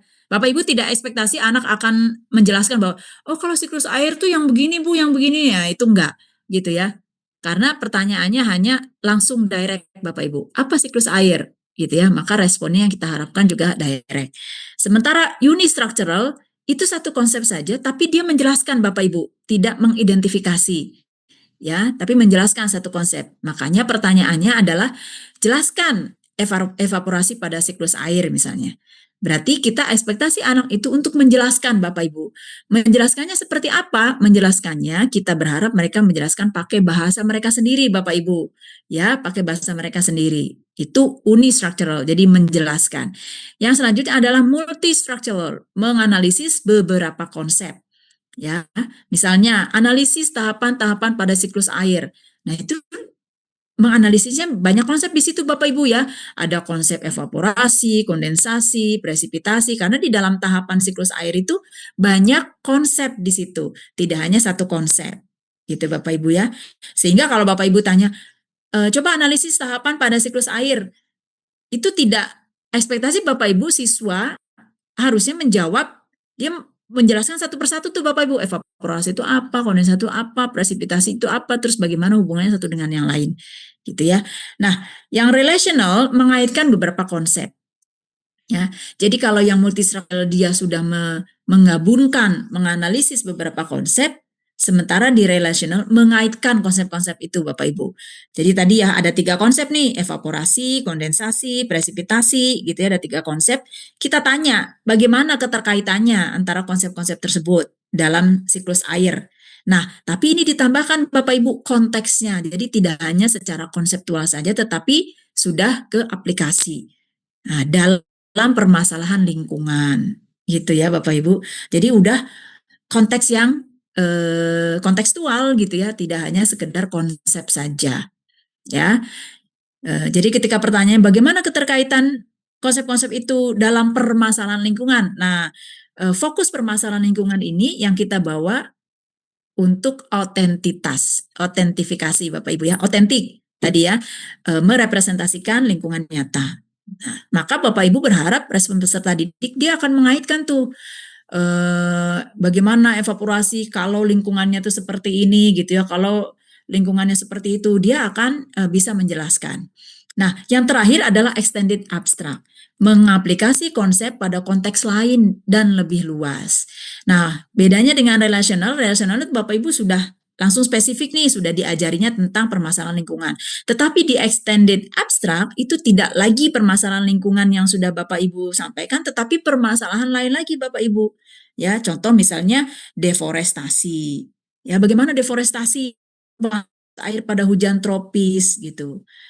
Nah ini Bapak Ibu, kalau Bapak Ibu lihat dari levelan ini dan contoh yang sudah kita berikan tadi, Bapak Ibu akan melihat kedalaman dari proses berpikir anak itu sesuai dengan levelingnya. Taksonomi seperti ini enggak? Sebenarnya sama Bapak Ibu. Hanya saja memang di Solo taksonomi itu lebih kelihatan strukturnya. Dan kata kerja operasional yang diberikan di Solo taksonomi itu sudah lebih jelas Bapak Ibu. Dia menggambarkan kedalamannya. Ya, kalau di belum taksonomi kan kadang satu kata kerja operasional bisa saja untuk level 1, C1, bisa saja untuk C2, bisa saja untuk C3 Bapak Ibu ya. Tergantung nanti bagaimana Bapak Ibu melihat kedalaman dari jawabannya. Tapi kalau di Solo taksonomi itu kata kerja operasionalnya sudah menggambarkan kedalaman itu sendiri Bapak Ibu. Gitu. Itu kira-kira salah satu bedanya saja Bapak Ibu ya untuk Solo dan belum taksonomi. Nah, selanjutnya Bapak Ibu. Ntar ini dulu. Jadi Bapak Ibu ada 5 ya level dari Solo taksonomi. Coba di chat. Yang masih ingat apa aja. Pakai bahasa campuran juga nggak apa-apa Bapak Ibu. Nggak usah pakai bahasa Inggris. Misalnya prestruktural pakainya K juga nggak apa-apa. Unistruktural pakainya K juga nggak apa-apa Bapak Ibu. Saya pengen lihat. Ingat apa enggak tuh? Ada 5 Solo taksonomi. Kayaknya lama nih responnya. Agak-agak membutuhkan waktu Bapak Ibu ya. Bukan memahami Pak Septian. Ini Solo ya. Nah, betul Bu Oki, pre-uni multi relational extended. Keren Bu Oki. Itu lebih simpel. Pre-uni multi struktural gitu ya. Jujur lupa, nggak apa-apa Bu Siti, lupa nyontek aja Bu Siti ini ya, PPT saya ya. Tadi terima kasih nih Bu Oki nih sudah meringkas pre-uni multi relational extended abstract ya. Coba nih bisa nyontek sama Bu Oki nih, bisa belajar. Pre-uni multi relational extended abstract. Pumre. Bagus juga Bu Haryati. Bu Haryati keren. Langsung disingkat. Pumre. Mudah-mudahan singkatannya ingat ya Bu Haryati ya. Pre-uni multi relational extended abstract. Oke, Bu Nur Aida. Wah, lengkap banget nih Bu Nur Aida nih, Pak Warko juga. Oke, Bu Asifa, keren. Iya, emang mulai hal baru ya Bapak Ibu ya. Harus ini berpikir terbuka nih ya. Bagaimana bisa memahami secara singkat terkait taksonomi Solo. Pumre, pre-uni multi relational extended. Pre-uni multi, oke bagus Bu Rifa. Oke, abstrak ekstensif, wah keren juga nih. Bu Evi Ari, pre-uni multi re-ex. Aduh kocak banget Bu Evi. Tapi nggak apa-apa kalau menurut Bu Evi itu lebih mudah ya buat Bu Evi mengingat, nggak masalah. Ya, siapa tahu yang lain juga, oh sama nih sama Bu Evi, keren juga nih pre-uni multi re-ex. Oke. Identifikasi, menjelaskan, menganalisis, mengaitkan, mengaplikasi. Kayaknya masih kurang pasti Pak Miftah. Iya, Bu, susah ngapalnya. Ya nggak apa-apa, bareng-bareng. Oke, baik, terima kasih. Oke, baik. Nah, Bapak Ibu, ini singkat saja contoh teknik assessment. Saya kira Bapak Ibu juga sudah ini ya sering mendapatkannya. Ada observasi, proyek, tes lisan. Nanti tinggal Bapak Ibu menyesuaikan dengan tadi ya mau pakai formatif kah atau sumatif gitu ya. Bapak Ibu, ini saya spill sedikit, mungkin bagus juga untuk latihan Bapak Ibu ya untuk self reflection ketika Bapak Ibu sudah membuat assessment. Ini bisa Bapak Ibu latihan nih untuk menceklis apakah assessment saya sudah sesuai dengan assessment PM gitu ya. Yang pertama misalnya udah relevan nggak dengan tujuan pembelajaran. Yang kedua sudah menggunakan bentuk dan teknik beragam belum gitu ya. Ketiga, mengukur holistik nggak? Putri, Pretruyura, Putri ini banyak typo. Oke, yang keempat, asesmen bersifat otentik gitu ya. Sudah belum mengukur pengalaman belajar, memahami, sudah belum mengukur pengalaman belajar mengaplikasi, sudah belum mengukur pembelajaran merefleksi, dan juga mendorong peserta didik memiliki keterampilan HOTS. Saya kira ini bagus Bapak Ibu, bisa Bapak Ibu screenshot gitu ya, untuk Bapak Ibu self reflection ketika Bapak Ibu sudah punya assessment, sudah membuat assessment, pengen lihat nih assessment saya sudah sesuai belum nih dengan PM gitu ya. Bapak Ibu bisa checklist. Kalau checklistannya semua ya sampai 8 berarti congratulations, you are already implementing deep learning assessment. Oke. Baik Bapak Ibu. Nah, terakhir nih Bapak Ibu ya. Bapak Ibu sudah mudah-mudahan sudah lebih paham ya tentang asesmen PM. Kira-kira nih, ya mungkin ini refleksi Bapak Ibu aja di dalam hati boleh, mau di-share di chat juga boleh. Apa yang Bapak Ibu perkuat nih? Apa yang nanti akan Bapak Ibu perkuat di dalam asesmen pembelajaran semester ini? Kan Bapak Ibu sudah mulai refleksi nih tadi ya, penekanan asesmen PM itu ada holistik dan otentik. Nah, Bapak Ibu kan sudah mulai membuat nih asesmen untuk semester ini. Kira-kira ada yang mau Bapak Ibu rubah nggak? Kayaknya belum otentik nih, kayaknya belum holistik nih gitu ya. Kayaknya masih belum ada sikapnya nih, kayaknya masih kurang nih untuk pengetahuannya dan segala macam. Ada nggak Bapak Ibu? Tidak perlu dijawab, nggak apa-apa Bapak Ibu, silahkan refleksi sendiri ya. Bisa berpatokan terhadap asesmen ini, form asesmen ini silahkan. Oke. Bapak Ibu, akhir dari presentasi saya mau merate nih, silakan kalau ini wajib Bapak Ibu tulis di chat. Bagaimana Bapak Ibu? Apa yang Bapak Ibu rasakan selama 30 menit bersama saya dengan asesmen PM ini? Apakah Bapak Ibu suka yang A atau aduh gimana ya gitu ya, yang B atau aduh C tambah pusing Bu Salamah gitu ya, atau yang D gelap gitu. Bapak Ibu yang mana Bapak Ibu? A, B. Oke. Terima kasih Bapak, Pak Wahyu. Makasih Bu Widya. Aduh Bu Widya. A+. Wah, nggak ada nih A+. Yang Oppo mana nih Oppo?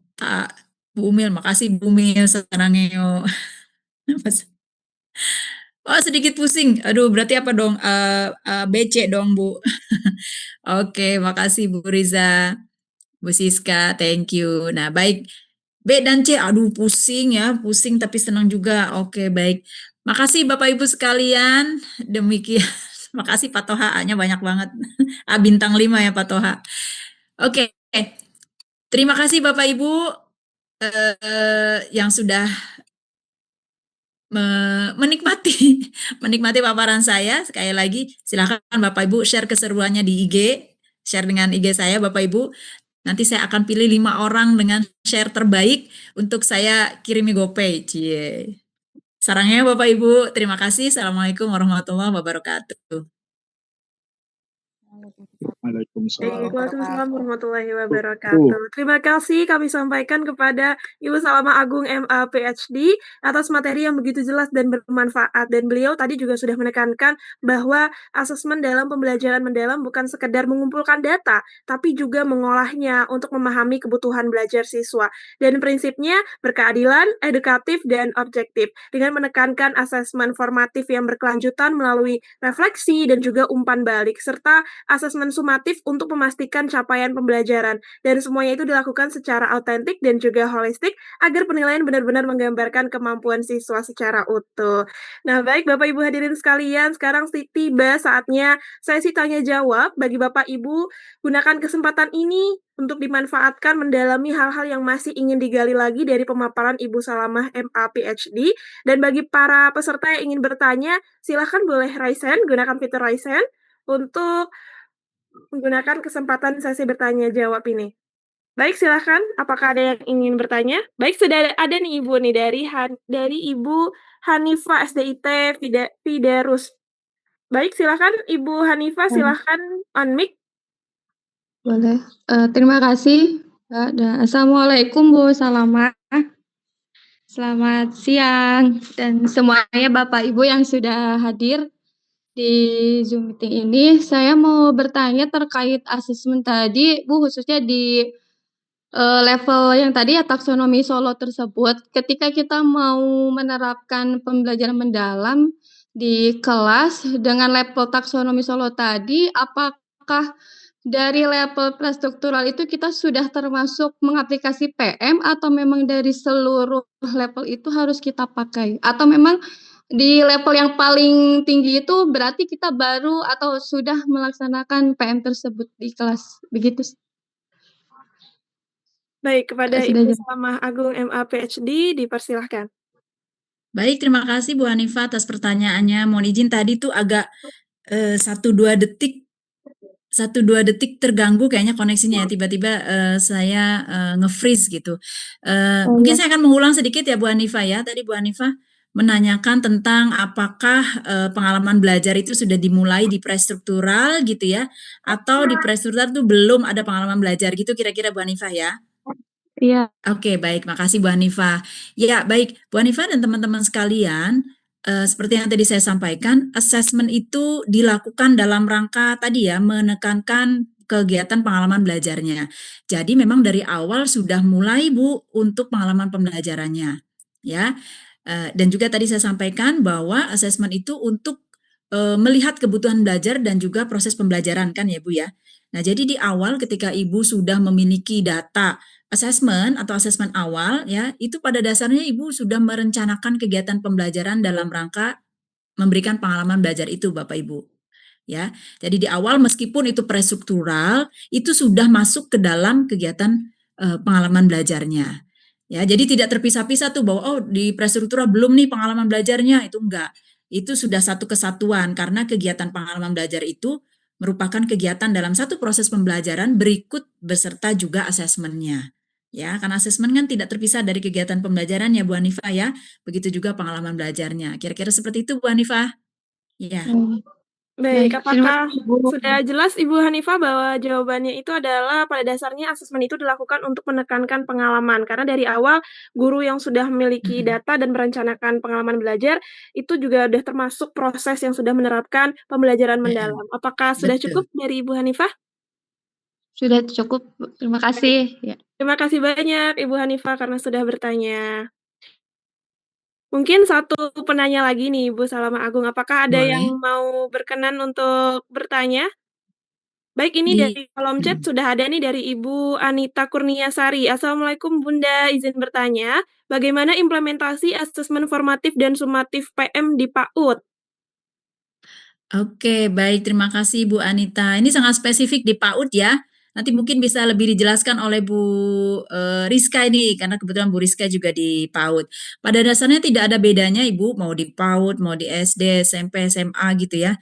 Namanya asesmen formatif dan sumatif secara konsep. Formatif itu lebih kepada melakukan feedback ya Bapak Ibu ya, umpan balik, dan sumatif itu untuk ketercapaian pembelajaran. Hanya saja di PAUD barangkali metode pelaksanaan formatif dan sumatifnya itu agak berbeda dengan di tingkat atas Bapak Ibu ya. Di PAUD misalnya kalau formatif ya pada dasarnya sama Bapak Ibu ya untuk memberikan umpan balik gitu ya. Tinggal teknik pemberian asesmennya saja barangkali yang leveling dari pertanyaannya barangkali lebih kepada bagaimana siswa bisa lebih memahami, karena PAUD itu kan lebih spesifik ya, dia pendidikan khusus gitu ya, yang pendekatannya memang agak berbeda dengan tingkat SD, SMP maupun SMA. Seperti itu Bapak Ibu ya, jadi tidak ada bedanya, yang membedakan hanya di tekniknya saja serta konteks yang diberikan tentunya. Kira-kira seperti itu Mbak Baik. Bu Anita ya.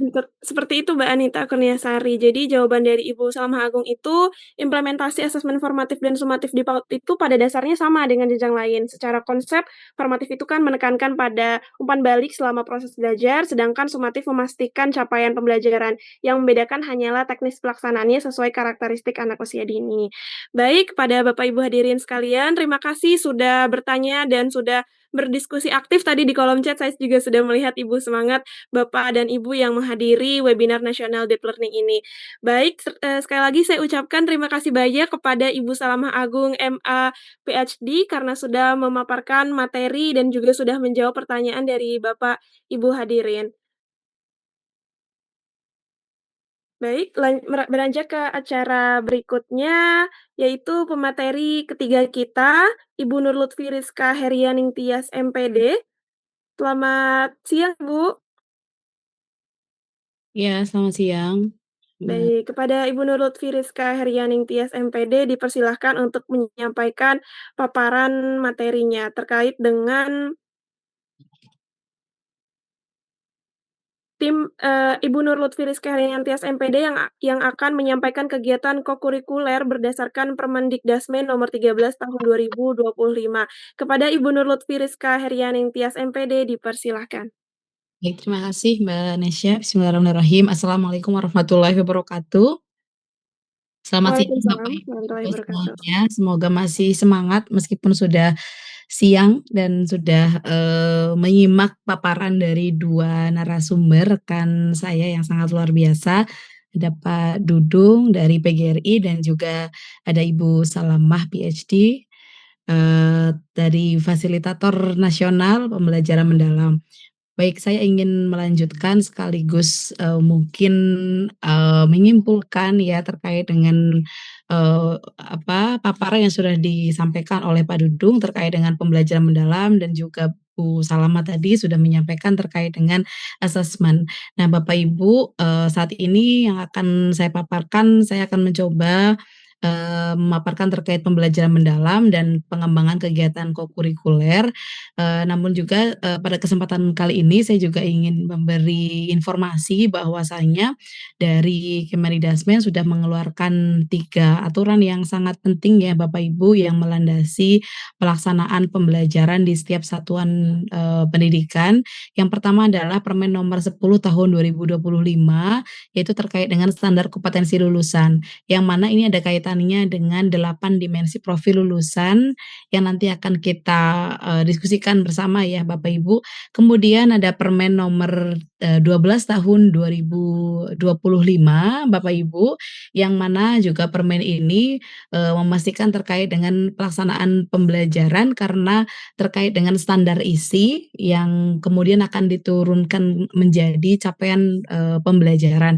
Sehingga Bapak Ibu pastikan Bapak Ibu sudah memiliki CP terbaru tahun 2025, yang mana CP terbaru tersebut merupakan CP yang esensial sebagai implikasi dari adanya kebijakan pembelajaran mendalam.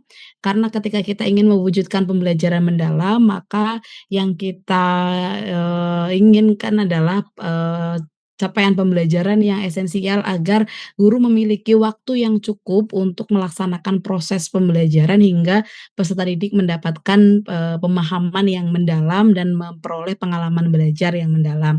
Kemudian Bapak Ibu, nah ini yang CP yang, terbaru ya di bulan Agustus kemarin, yaitu permen maksud saya, permen terbaru yaitu, Permen Nomor 13 Tahun 2025.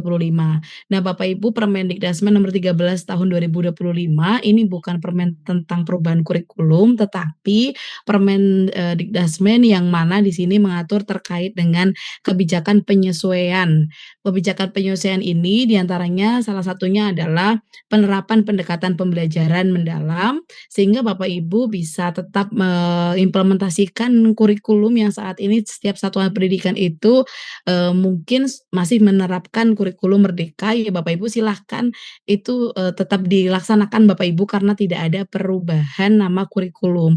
Sehingga pada peraturan menteri ini yang mulai, berlaku ya Bapak Ibu, satuan pendidikan tetap dapat menerapkan kurikulum merdeka ataupun kurikulum 2013.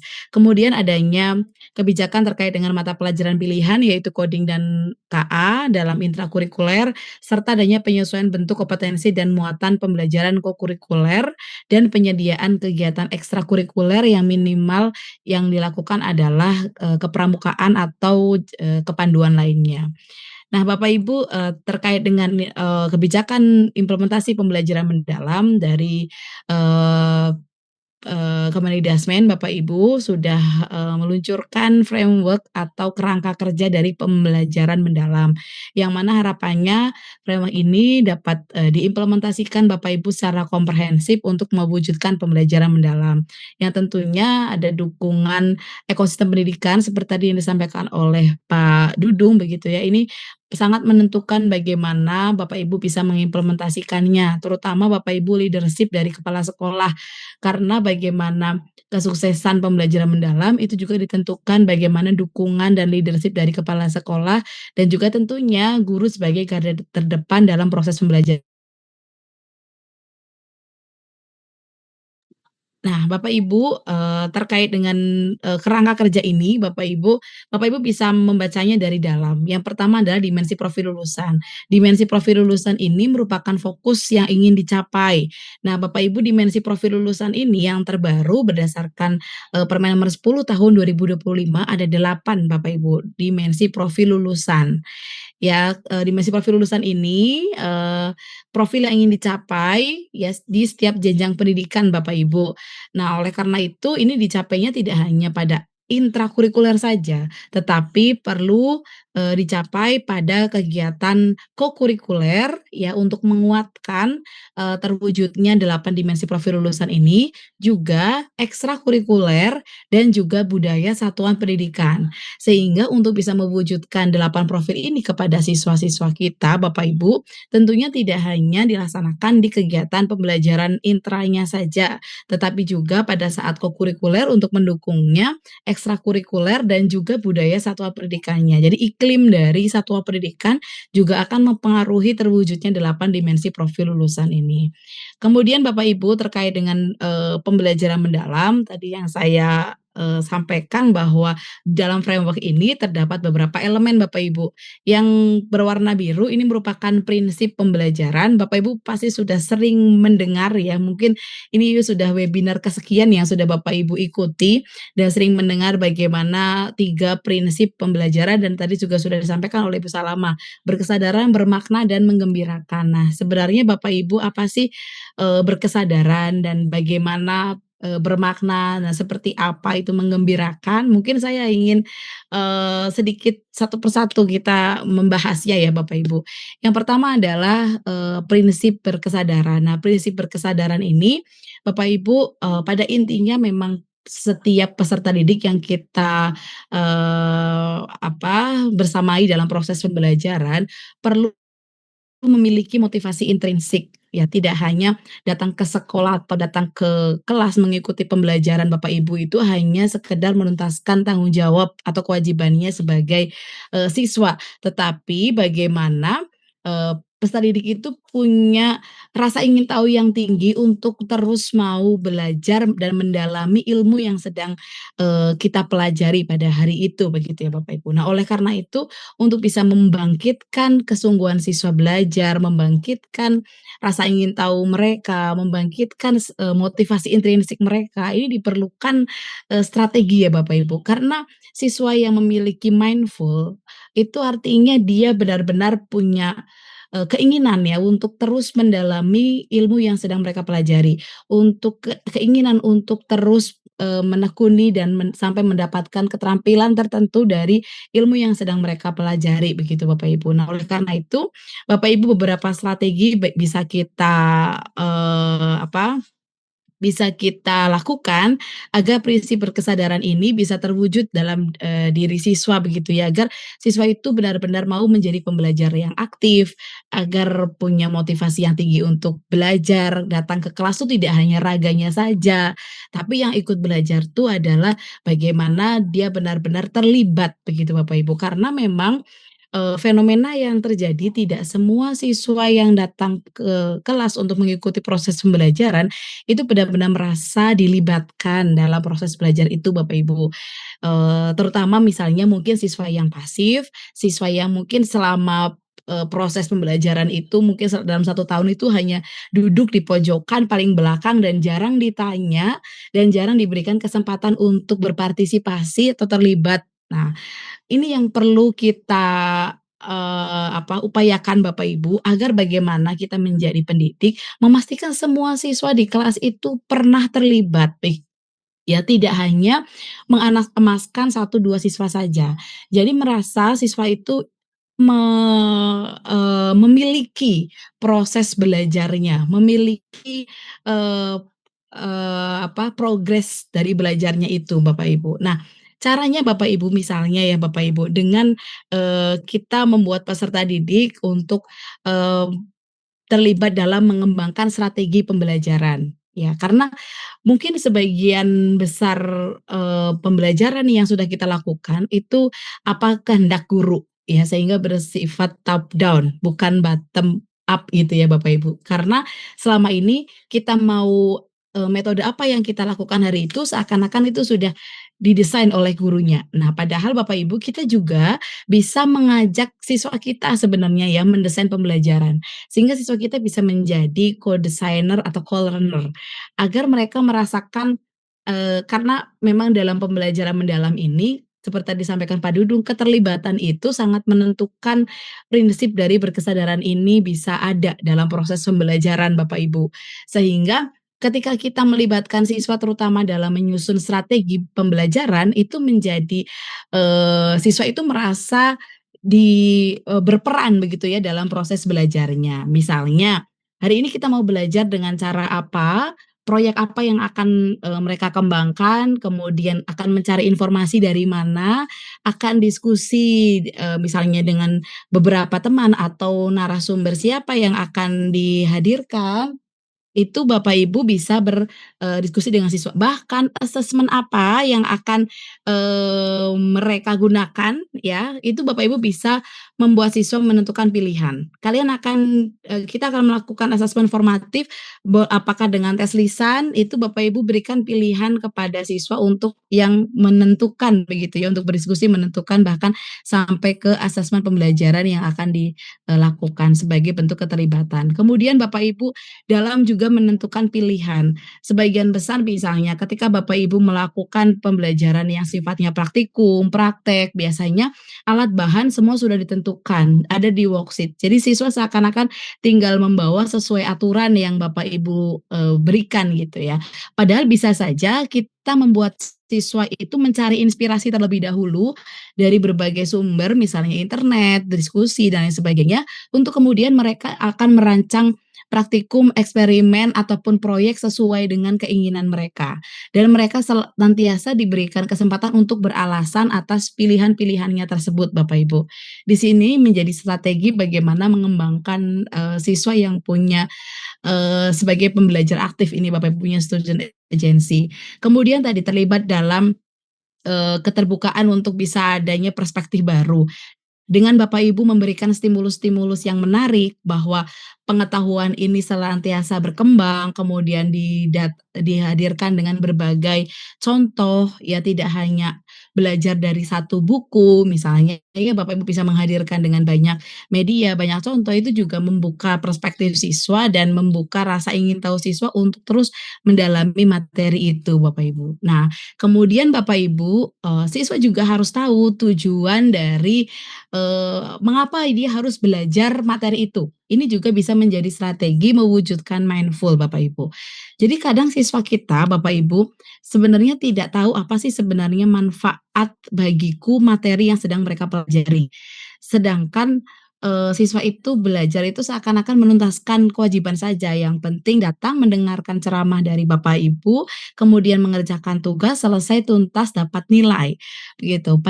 Jadi tidak ada rasa memiliki, proses belajarnya, tidak tahu progres, keterampilan yang sudah mereka miliki saat ini, begitu Bapak Ibu. Nah, padahal di dalam, mindful ini justru yang kita inginkan adalah kepemilikan terhadap proses belajarnya itu, Bapak Ibu. Nah, oleh karena itu Bapak Ibu ketika, Bapak Ibu ingin kita akan mengajarkan suatu materi, Bapak Ibu pastikan di awal kita bisa melakukan brainstorming dengan siswa, apa sih manfaatnya ketika kita sudah mempelajari materi ini?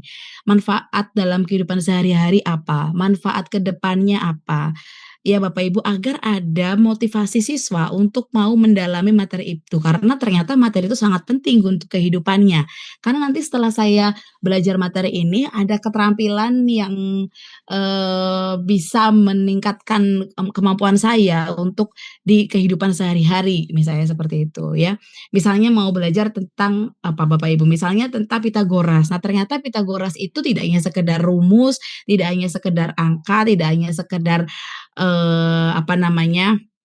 bangun datar misalnya, tapi ini juga bisa ketika kita menguasai Pitagoras, kita juga bisa mengambil keputusan yang tepat dalam kehidupan sehari-hari. Contohnya ketika kita akan memilih jalur terdekat, dari suatu tempat ke tempat yang lain. Nah, misalnya seperti itu. Jadi Bapak Ibu kita memang perlu tahu ya, kita sebagai pendidik ketika akan mengajar konten materi tertentu, kita pun perlu belajar. Jadi sebelum mengajar memang kita harus belajar terlebih dahulu, kita cari tahu terlebih dahulu, kenapa materi ini penting untuk siswa. Kira-kira dalam kehidupan sehari-hari, apa sih kebermanfaatannya sehingga membangkitkan motivasi siswa untuk mau mendalami materi itu terus-menerus, begitu Bapak Ibu. Ini strategi ya Bapak Ibu. Kemudian agar strategi siswa fokus, konsentrasi, perhatian, Bapak Ibu upayakan Bapak Ibu bisa mengubah, bentuk atau tempat duduk ya secara apa namanya, berganti-ganti gitu ya, tidak monoton. Karena yang saya amati memang masih banyak, beberapa sekolah gitu ya yang menerapkan tempat duduk misal dengan cara berderet ke belakang. Nah, bayangkan Bapak Ibu ada siswa yang mungkin selama 1 tahun penuh ya berada duduk selalu di belakang, tidak pernah ada kesempatan untuk di depan, sehingga minim interaksi dan lain sebagainya. Maka Bapak Ibu upayakan heterogenitas dan juga bagaimana, posisi tempat duduk ya itu bisa Bapak Ibu ubah, tidak harus berderet ke belakang. Mari kita ciptakan agar siswa itu aktif dan terlibat, kita bisa bentuk siswa, tempat duduknya setengah lingkaran, letter U, lingkaran, atau boleh lesehan dan sebagainya agar lingkungan belajar itu benar-benar mendukung siswa untuk bisa berinteraksi dan terlibat dan merasa, ada, berperan dalam proses pembelajaran itu.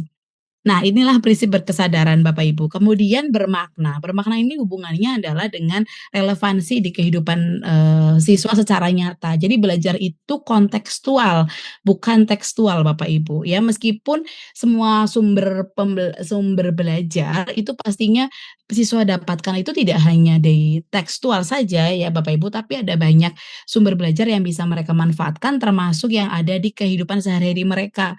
Nah, sesungguhnya yang ada di kelas yang mereka pelajari seharusnya adalah apa yang ada di kehidupan, sehingga apa yang ada di masyarakat, apa yang ada di kehidupan sehari mereka, itulah yang, Bapak Ibu bawa ke kelas ya untuk bisa mereka pelajari sebagai bahan mereka untuk menganalisis, bahan mereka untuk memecahkan masalah, agar apa yang mereka pelajari itu bisa mereka rasakan relevansinya untuk kehidupan. Sehingga Bapak Ibu, ketika kita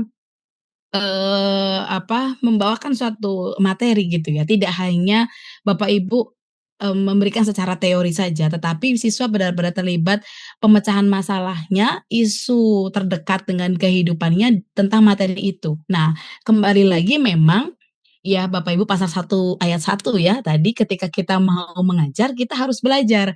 Ketika kita mau mengajar tentang materi tertentu, maka kita harus tahu terlebih dahulu memang kira-kira isu apa, kontekstualisasi apa yang akan saya bawa yang relevan dengan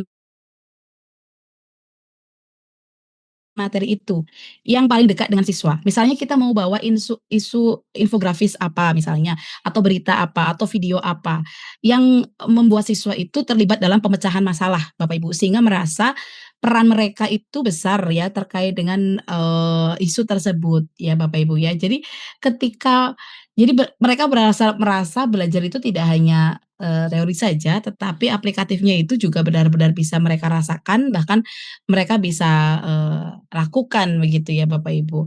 Nah, kemarin saya juga memberikan contoh misalnya ketika Bapak Ibu mengajar tentang, sistem ekspresi manusia, ya maka belajar itu tidak hanya teori-teorinya saja, pengertian sistem ekspresi, tidak hanya sekedar, membuat siswa tahu apa saja, organ-organ sistem ekspresi, tidak hanya siswa tahu saja tentang, bagaimana penyakit sistem ekspresi manusia ya, tapi bagaimana juga upaya peserta didik atau siswa kita terlibat dalam pemecahan masalah yang berhubungan dengan sistem ekspresi. Ya misalnya adalah, minat siswa dalam, memilih makanan-makanan ya untuk zaman sekarang misal makanan-makanan yang justru bisa membahayakan sistem ekspresi mereka begitu misalnya ya Bapak Ibu. Nah ini bisa Bapak Ibu bawa, Bapak Ibu, menjadi membuat siswa bisa bagaimana mengkritisi kemudian langsung ke kantin misalnya ya membuka beberapa komposisi makanan pada minuman-minuman yang biasa mereka makan, yang biasa minum, kemudian mereka menentukan konsumsi gula harian itu berapa seharusnya yang, sehat untuk sistem ekspresi mereka. Kemudian mereka, terlibat dalam pengambilan keputusan, "Oh seharusnya berarti makanan yang boleh saya makan ini, yang tidak boleh saya makan ini." Kalau dalam jangka panjang, karena mengandung gula yang berlebih, karena berbahaya untuk sistem ekspresi misalnya.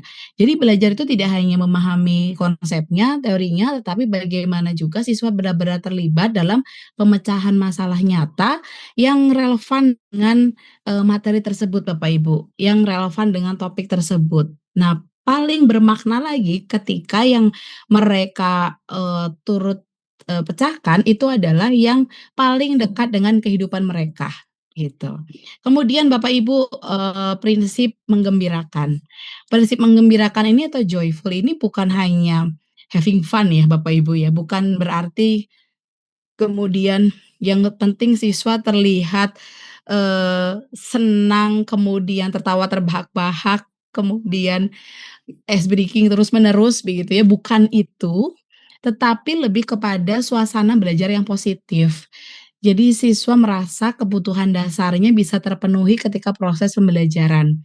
Bapak Ibu mungkin sudah memahami tentang diagram Maslow yang mana di situ ada kebutuhan dasar yang perlu dimiliki oleh manusia ya Bapak Ibu untuk bisa menunjukkan well-being atau kesejahteraan dan kebahagiaan dari manusia itu. Nah, sama seperti siswa kita, sehingga ketika kita ingin siswa kita gembira, maka kebutuhan dasar itu perlu Bapak Ibu perhatikan. Misalnya Bapak Ibu terkait dengan, kebutuhan paling bawah ya, kebutuhan dasar. Apakah siswa itu misal dalam kondisi yang sehat, bugar, ataukah dalam kondisi mengantuk gitu ya, atau lapar, atau, misal ya terkait dengan sosial misalnya bagaimana siswa apakah merasa mendapatkan kasih sayang dari, teman-temannya, merasa dihargai oleh teman-temannya, tidak dibully oleh teman-temannya misalnya.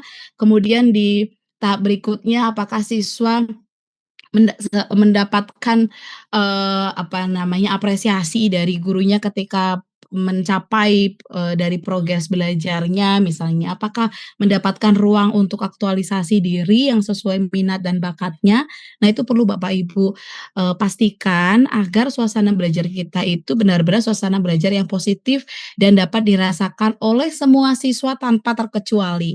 Karena Bapak Ibu terkadang yang bisa merasakan suasana belajar positif itu belum tentu semua siswa.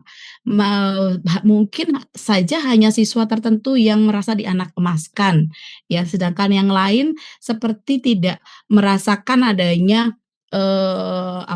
suasana belajar yang nyaman dan yang positif untuk dia. Misalnya karena merasa tidak pernah diikutsertakan atau diacuhkan oleh teman-temannya. Nah, ini guru perlu peduli ya, meningkatkan rasa empatinya dan, memperhatikan semua siswa apakah sudah mendapatkan, kenyamanan dan suasana belajar yang positif itu. Kemudian Bapak Ibu, prinsip menggembirakan ini juga kaitannya dengan konten pembelajaran tentunya kita perlu menciptakan suasana belajar yang menantang. Selain tadi positif dalam, arti adalah kebutuhan dasar, siswa begitu ya, yang kedua ini adalah terkait dengan kontennya yaitu suasana belajar yang menantang. Menantang tuh seperti apa sih Bapak Ibu? Menantang itu artinya sampai siswa bisa ada pencapaian yang ingin mereka capai, gitu ya. Ada target yang ingin mereka raih, ya, atau kami, jelaskan pada naskah akademik kami adalah yang kami susun ya Bapak Ibu adalah aha moment, ya. Saya sering bercerita kepada guru bahwa saya contohkan aha moment itu seperti, "Aha, saya berhasil." Ibaratnya tuh seperti itu Bapak Ibu. Jadi, ada keinginan siswa untuk mencapai aha moment tersebut. Nah, oleh karena itu Bapak Ibu ketika pembelajarannya misalnya sebagian besar ceramah, maka siswa tidak akan kapan siswa punya kesempatan untuk meraih aha momennya?